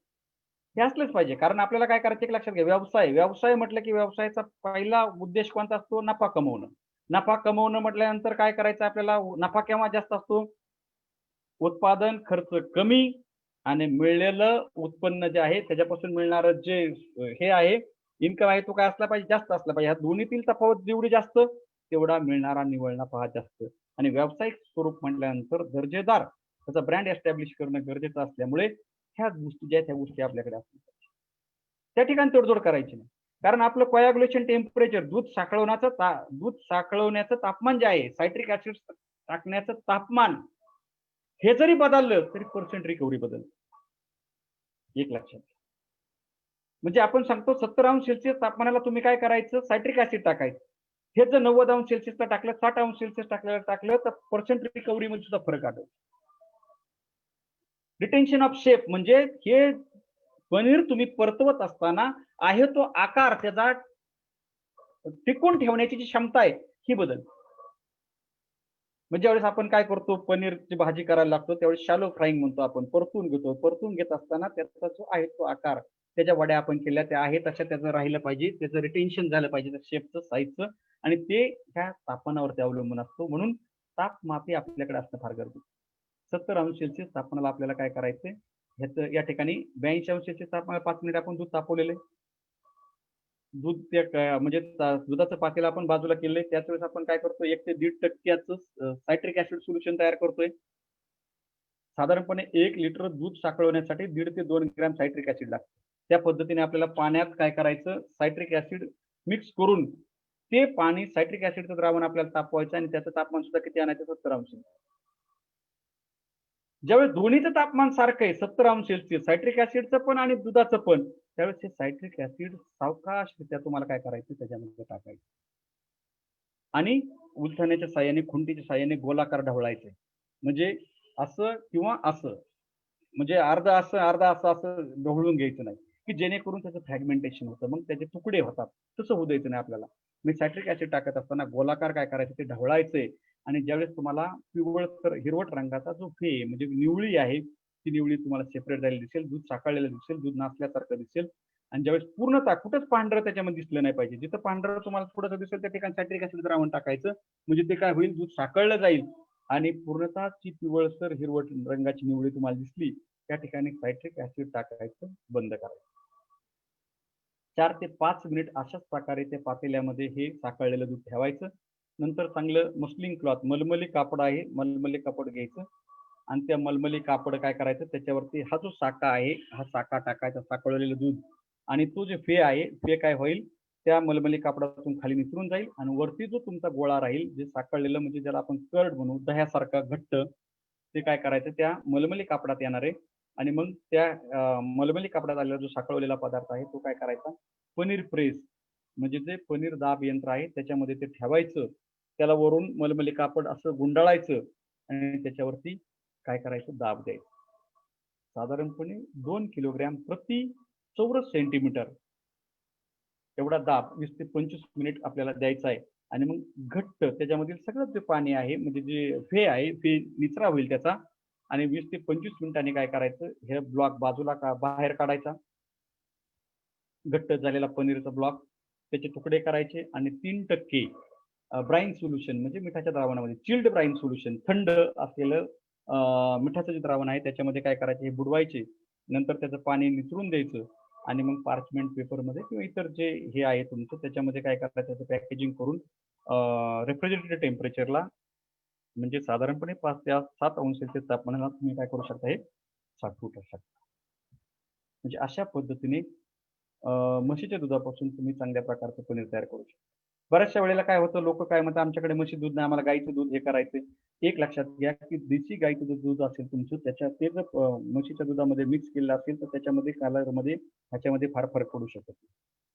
पण तुमचं जर जर्सी गाईचं दूध असेल, त्या गायीने जर जास्त प्रमाणात हिरवा चारा खाल्ला असेल तर त्याच्यामध्ये येणारा पिवळसर रंग, दुधाला जास्त तीव्र म्हणजे चमकणारा असा पिवळसर रंग येणार.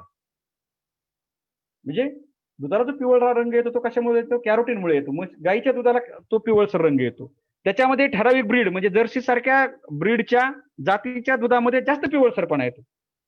त्याच्यामध्ये हिरव्या चाऱ्याचं प्रमाण जास्त असेल तर त्याच्यामध्ये अजून जास्त गर्द असा पिवळसर रंग येतो. तर इतर गायींच्या दूध तुम्ही जर वापरलं 60-40 म्हणजे 60% समजा म्हशीचं दूध आहे, 40% गाईचं दूध आहे, हे दोन्ही मिक्स करून त्याचं स्टँडर्डायझेशन करून त्याच्यापासून सुद्धा तुम्ही चांगल्या प्रकारचं पनीर तयार करू शकता. साधारणपणे 17 ते 20%, 20 ते 22% सुद्धा रिकव्हरी येते. म्हणजे 1 किलो 1 लिटर दुधापासून 200 ते 220 ग्रॅम पर्यंत तुम्हाला पनीर मिळू शकतं. म्हणजे अशा प्रकारे चांगल्या प्रकारचं पनीर तुम्ही तयार करू शकता.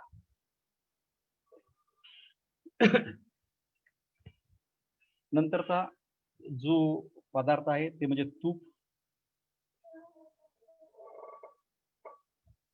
तूप हा अत्यंत महत्वाचा पदार्थ आहे आणि आज आपण पाहतो की देशी गाईचं जे तूप आहे, प्रामुख्याने देशी गाईचं तूप लोक 2,500 ते 3,000 रुपये किलो या दराने आज विकत आहे. आणि त्याच्यामुळे देशी गोसंवर्धन करत असताना त्याचं दही असेल, लस्सी असेल, पनीर असेल, याला तर मागणी आहेच. आज मॉलमध्ये आपण पाहतो प्रामुख्याने शहरांमध्ये की इथे देशी गाईचं पनीर मिळेल, इथे देशी गाईचं दूध मिळेल, देशी गाईची लस्सी, अशा प्रकारची ॲडव्हर्टाइजमेंट, जाहिरात ज्या त्या ठिकाणी पाहायला मिळते.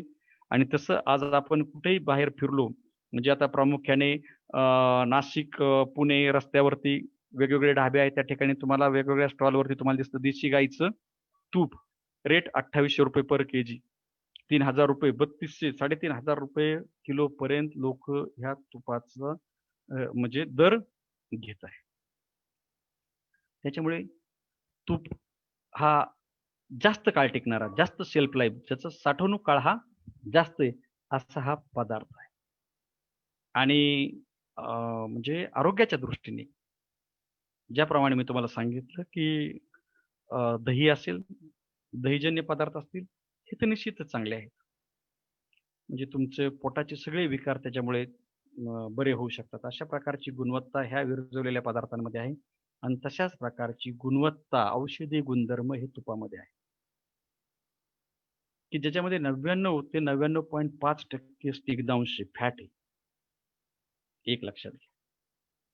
आणि त्याच्यामुळे म्हणजे ह्याचा साठवणूक काळ जास्त आहे, ह्याला मागणी जास्त आहे आणि बहुतांश ठिकाणी म्हणजे ह्या तुपाची मागणी जास्त. म्हणजे पंजाब, हरियाणा ह्या उत्तर भारतामध्ये तर तूप, लस्सी म्हणजे दुग्धजन्य सगळ्याच पदार्थांना त्या ठिकाणी मागणी जास्त.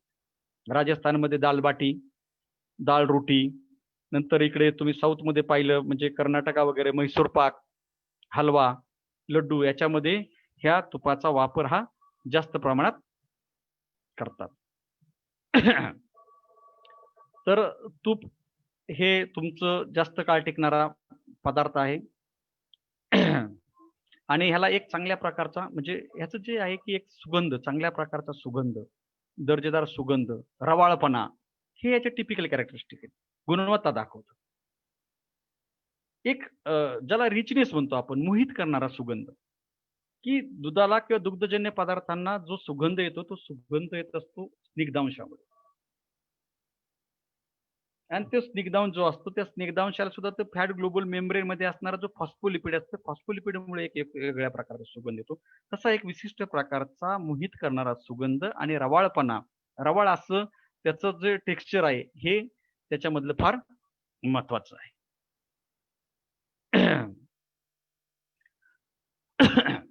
तर आपण म्हणतो की तुपामुळे काय होतं, कोलेस्ट्रॉल वाढतं, वजन वाढतं, तूप हे आहारामध्ये चांगलं नसतं. परंतु एक लक्षात घ्या, आपल्याला ज्या काही कॅलरीज लागतात त्याच्यामधले 10% कॅलरीज समजा तुमच्या जर समजा त्या तुपापासून आल्या असतील तर त्याचा काही हे होत नाही परिणाम. पण 10% पेक्षा जास्त म्हणजे 2 चमच्यापेक्षा जास्त समजा तुम्ही तूप खाल्लं, 3 चमच्यापेक्षा जास्त तूप तुम्ही खाल्लं तर त्या ठिकाणी तुम्हाला कार्डिओव्हास्क्युलर डिसीजेस किंवा ओबेसिटी, वजन वाढीसारख्या समस्या होऊ शकतात. परंतु ठराविक प्रमाणात तुमच्या आहारामध्ये तूप असणं फार गरजेचं आहे की जेणेकरून त्याच्यामुळे सांधेदुखी किंवा इतर कोणतेही आजार होणार नाही.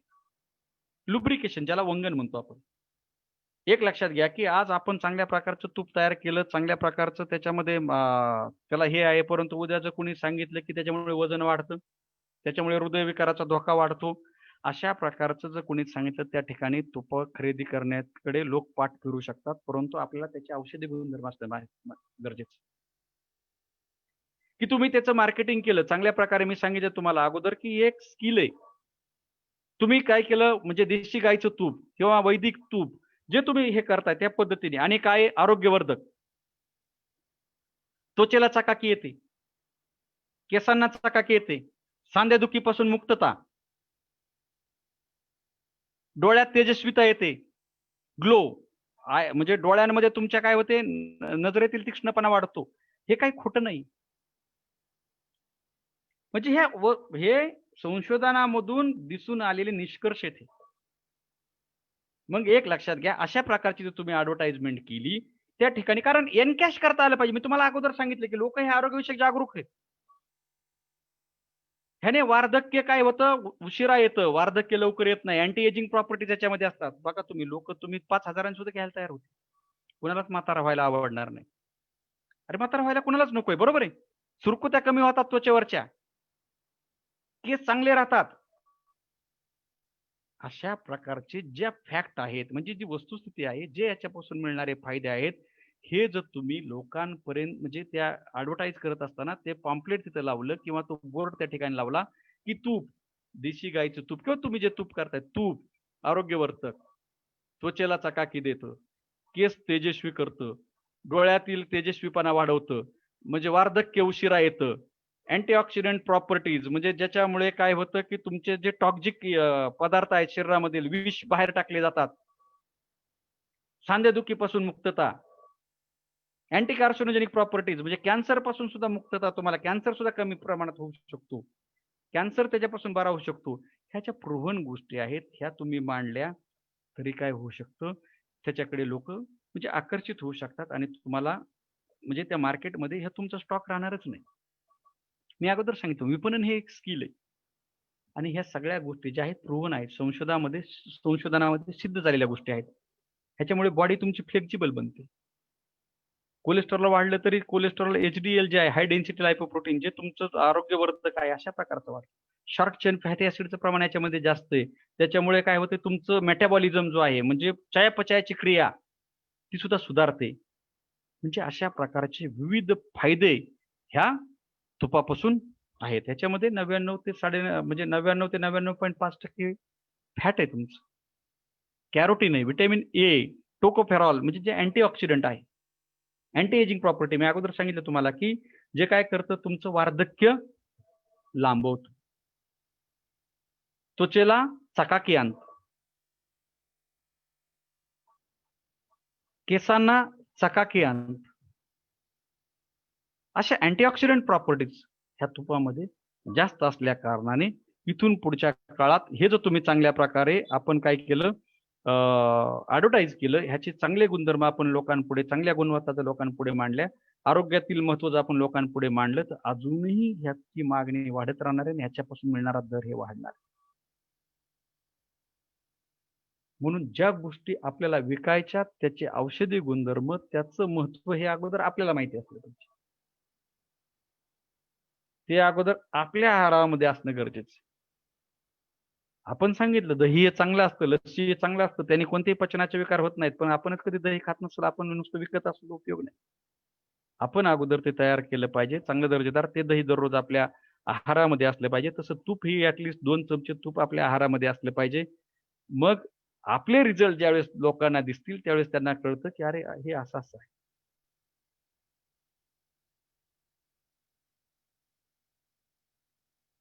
आज कितीतरी देशी पालन करणारे लोक सांगतात की आमच्या घरातील ह्याला असा असा आजार होता, तो ह्या देशी गाय पालन सुरू केल्यापासून राहून गेलाय, ह्याच्यापासून हे असं झालेलं आहे तसं झालेलं आहे.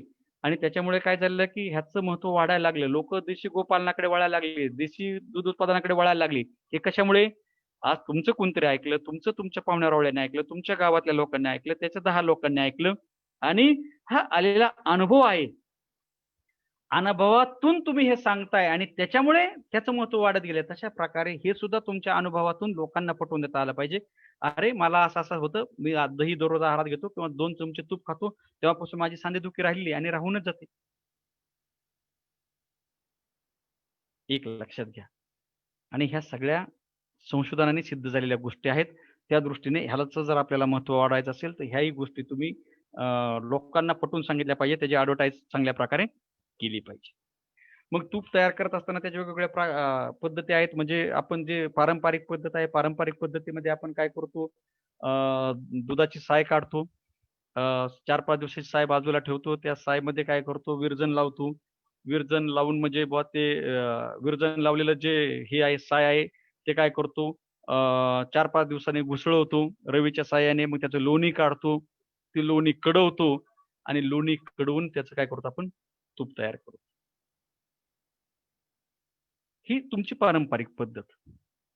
काही डायरेक्ट क्रीम पद्धत म्हणजे जी आपण म्हणजे क्रीम सेपरेटर यंत्राच्या साहाय्याने क्रीम बाजूला काढतात. मलई बाजूला काढून काय केलं जातं, मलईला विरजण लावलं जातं. रायपण क्रीम म्हणतो आपण, विरजण लावलेली मलई. ते विरजण लावल्या मलईला पुन्हा काय करतो आपण थोड्या म्हणजे 20-22 तास किंवा एक रात्रभर 10 ते ओव्हरनाईट ज्याला म्हणतो आपण 12 ते 18 तासापर्यंत आपण ते हे करतो आणि नंतर काय करतो त्याचं पुन्हा घुसळवतो बटर चर्नर मध्ये, त्याचं लोणी काढतो आणि लोणी कडून तूप तयार करतो. काही डायरेक्ट क्रीम कडवून डायरेक्ट मलईच तापवून त्याच्यापासून सुद्धा तूप तयार करतात.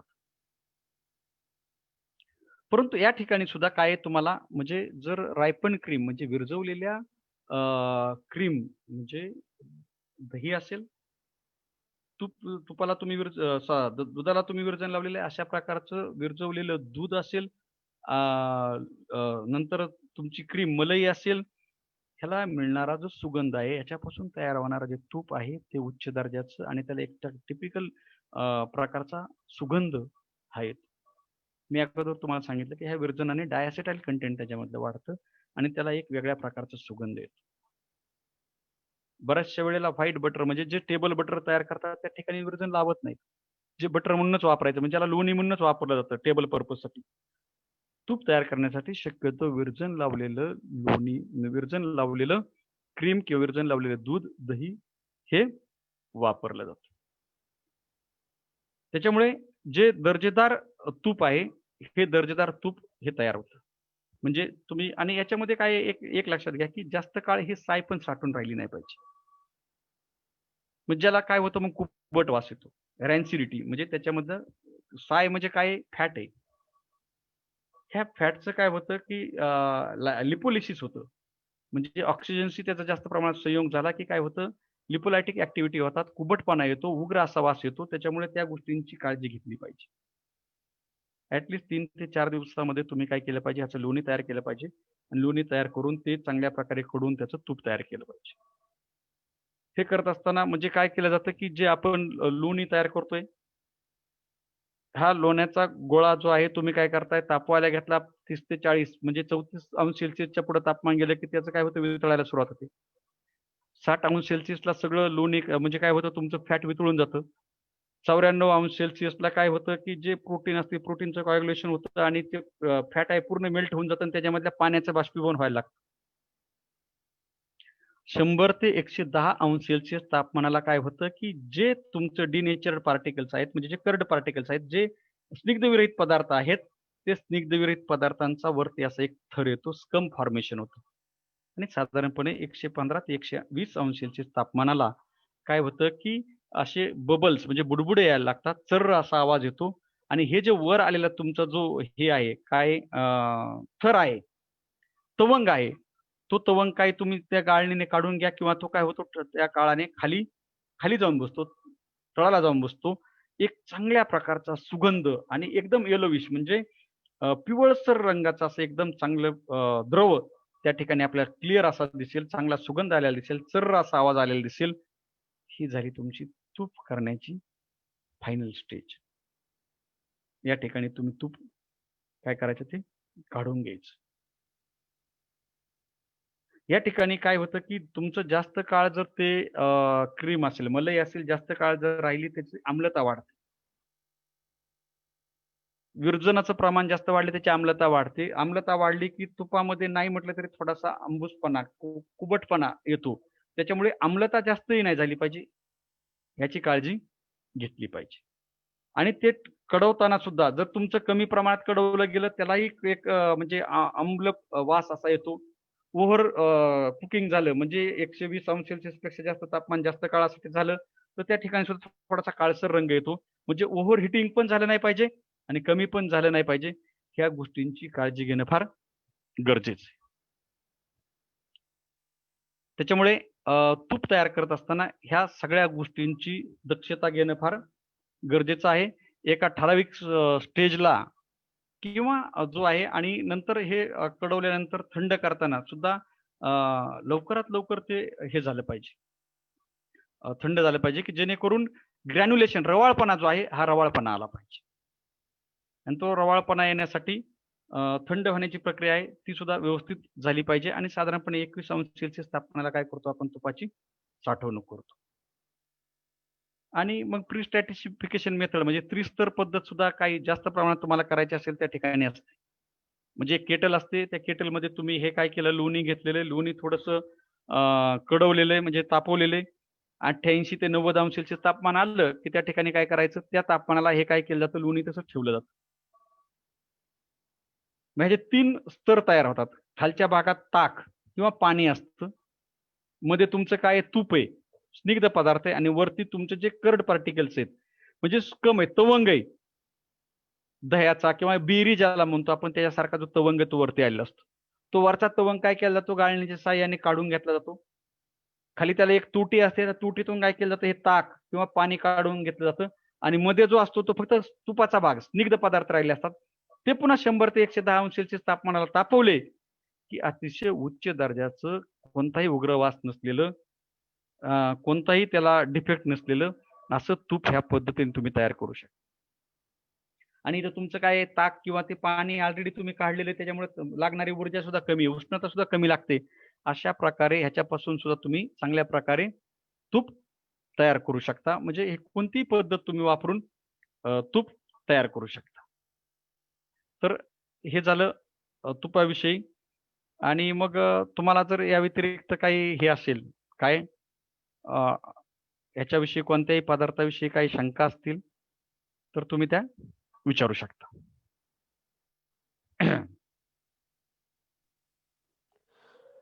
धन्यवाद पाटील सर. यानंतर याबाबत कोणत्याही शेतकऱ्याच्या मनामध्ये काही शंका असतील तर ते आपण डायरेक्ट सरांना विचारू शकता. सर स्क्रीन शेअर बंद करा.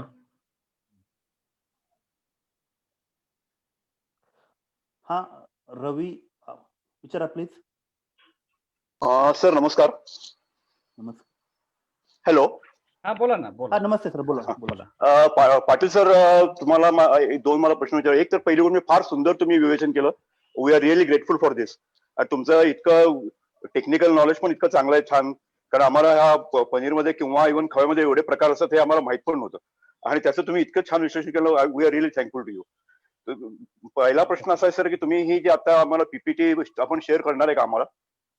हो देऊ ना सर, त्याच्याबद्दल काही वाद नाही. एक लक्षात घ्या की इथून पुढे सगळ्या ज्या गोष्टी आपण याच्या सगळं जे विस्तारविषयक लेखन आहे म्हणजे घडीपत्रिका असतील, बाकीचे सगळे पॉम्पलेट वगैरे ह्या आपल्या देशचे काय व संशोधन व प्रशिक्षण केंद्र, तुम्ही याच्यावरती जर रजिस्टर झाला असेल सगळं साहित्य तुम्हाला उपलब्ध होईल, सगळं मार्गदर्शन तुम्हाला उपलब्ध होईल. आम्ही सगळ्या गोठ्यांवरती सुद्धा जसं आम्हाला शक्य होणार त्या पद्धतीने फिरणार आहोत, तिथं तांत्रिक मार्गदर्शन करणार आहोत, सगळ्या उणिवा आम्ही भरून काढण्याचा प्रयत्न करणार आहोत. Okay sir. सर आपला कॉन्टॅक्ट डिटेल्स मिळू शकतील, ईमेल ऍड्रेस किंवा सेल नंबर्स किंवा असे?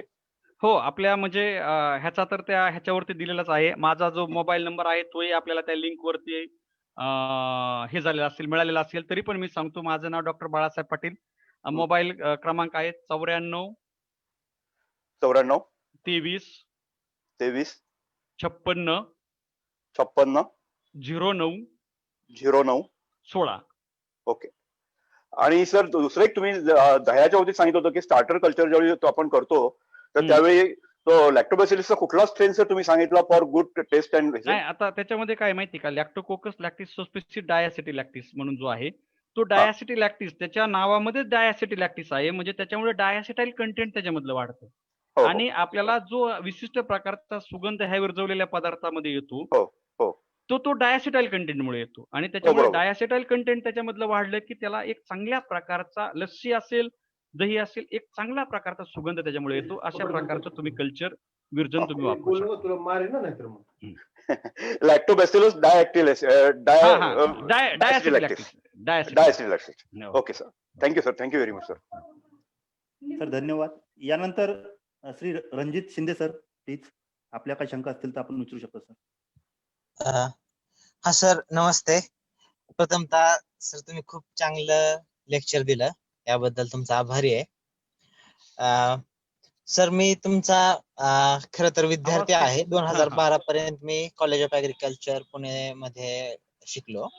हा हा तर मला एक सर प्रश्न होता किंवा म्हणजे विचारायचं होतं की जे आपले देशी गाय आहेत, उदाहरणार्थ सहीवाल, राठी किंवा या इतर गायी, त्यांच्या विषयीचं एखादं विस्तृत लेक्चर मला कुठं ऐकायला मिळेल का, किंवा तुम्ही भविष्यामध्ये असं काय अरेंज करण्याचा तुमचा काय plan आहे? शिंदे तुम्ही, मला वाटतं शिंदे साहेब तुम्ही काल ती लेक्चर अटेंड केलं नाही वाटतं. कालच आपलं ह्या देशी गाय संशोधन व प्रशिक्षण केंद्राचे प्रमुख शास्त्रज्ञ आमचे सहकारी डॉक्टर सोमनाथ माने सर यांचं काल ह्या 5 देशी गायींच्या विषयीच सगळं लेक्चर होतं, व्याख्यान होतं आणि अतिशय सुरेख प्रकारची माहिती त्यांनी त्याची दिलेली आहे. आणि इथून पुढे सुद्धा याच्यावरती आपले व्याख्यान किंवा प्रशिक्षण होणार आहेत. तुम्हाला सगळी माहिती आमच्याकडून मिळेल. आणि चालेल, कालच सर. Sorry याच्यावरती कालच याच्यावरती अतिशय चांगलं लेक्चर आमच्या माने सरांनी काल त्या ठिकाणी दिलेलं आहे. तर ठीक आहे, इथून पुढे आपले एक लक्षात घ्या की ही सुरुवात आहे. आम्हाला नवीन वर्षाच्या मुहूर्तावरती ह्याची सुरुवात करायची होती, आम्ही केली. इथून पुढे हा कंटिन्यू फ्लो चालू राहणार आहे. म्हणजे प्रत्येक गोष्टीवरती तुम्हाला आम्ही मार्गदर्शन करणार आहोत. तुम्ही आम्हाला कधीही कॉन्टॅक्ट करा आणि ह्या सगळ्या गोष्टी तुम्हाला सहजरित्या उपलब्ध होणार आहेत.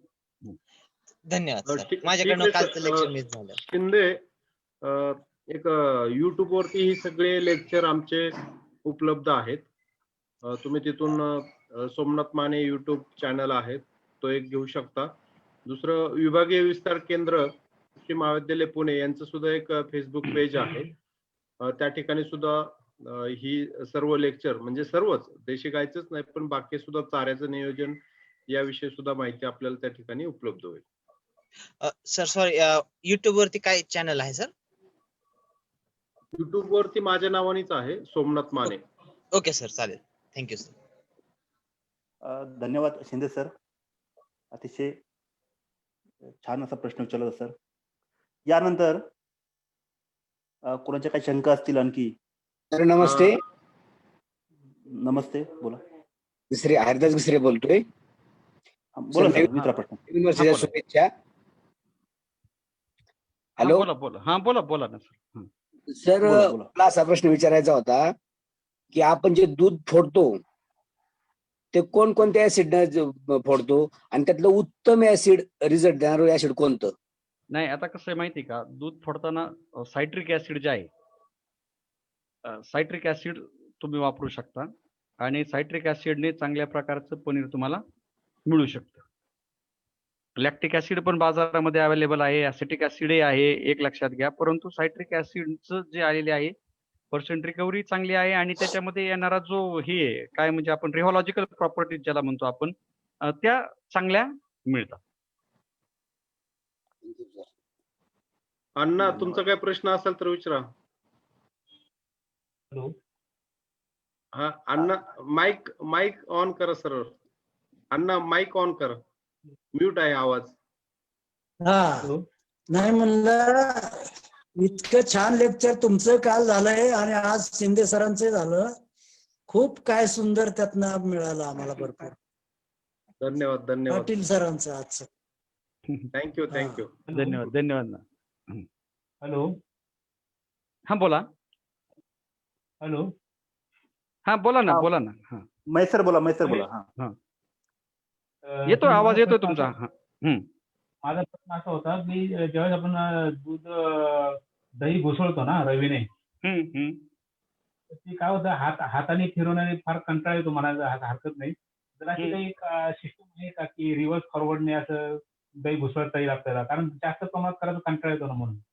नाही, आहेत ना असे चर्नर बाजारामध्ये, हे होतात ना, मिळतात ना. रवी सारखे जे आहेत, आपल्या ह्यालाही आहेत, म्हणजे अल्फा लवाल वगैरे त्यांच्याकडे पण तशा प्रकारचे चर्नर आपल्याला मिळतात. आपण त्याचे डिटेल्स तुम्हाला देऊ साहेब. बाळासाहेब, चांगला प्रश्न विचारलेला आहे.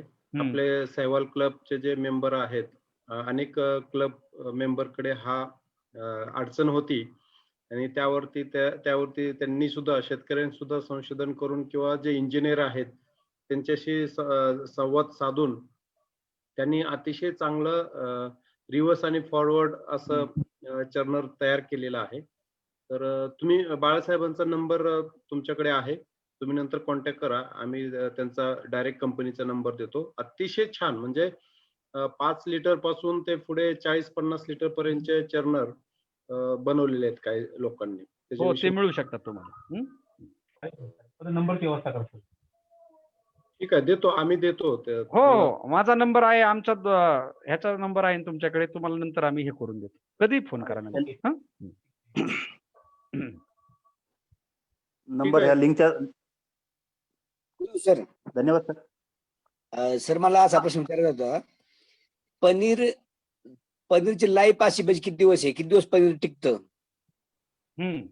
पनीर तुम्ही वगैरे.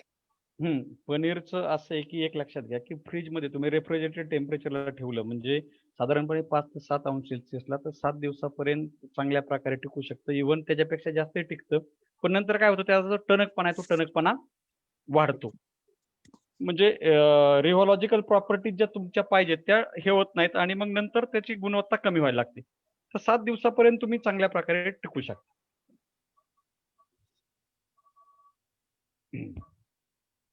धन्यवाद सर. यानंतर कोणाला काही शंका असतील, कन्क्लूड प्रश्न करा. असतील? कारण सर्वसाधारणपणे 1.5-2 तास झाला हो, आपण हो. चर्चा करतोय. भरपूर वेळ कोणाला झाला सर. काय अडचण असतील तर नक्कीच तुम्ही नंबर दिलेला आहे त्यावरती कॉन्टॅक्ट करावे. आता मी शेंडे सरांना विनंती करतो की पुढचा कार्यक्रम हे करा. धन्यवाद माने साहेब. धन्यवाद पाटील सर. अतिशय उत्कृष्ट असं विवेचन आपण या विषयासंबंधी केलं आहे. असं म्हणतात की कला आणि शास्त्र याचा जर संगम झाला तर नवीन नवीन उत्पत्ती किंवा निर्मिती होत असते. आपल्याकडे असणारं शास्त्र आणि केलेली कला किंवा त्या कलेच्या मार्फत केलेलं काम.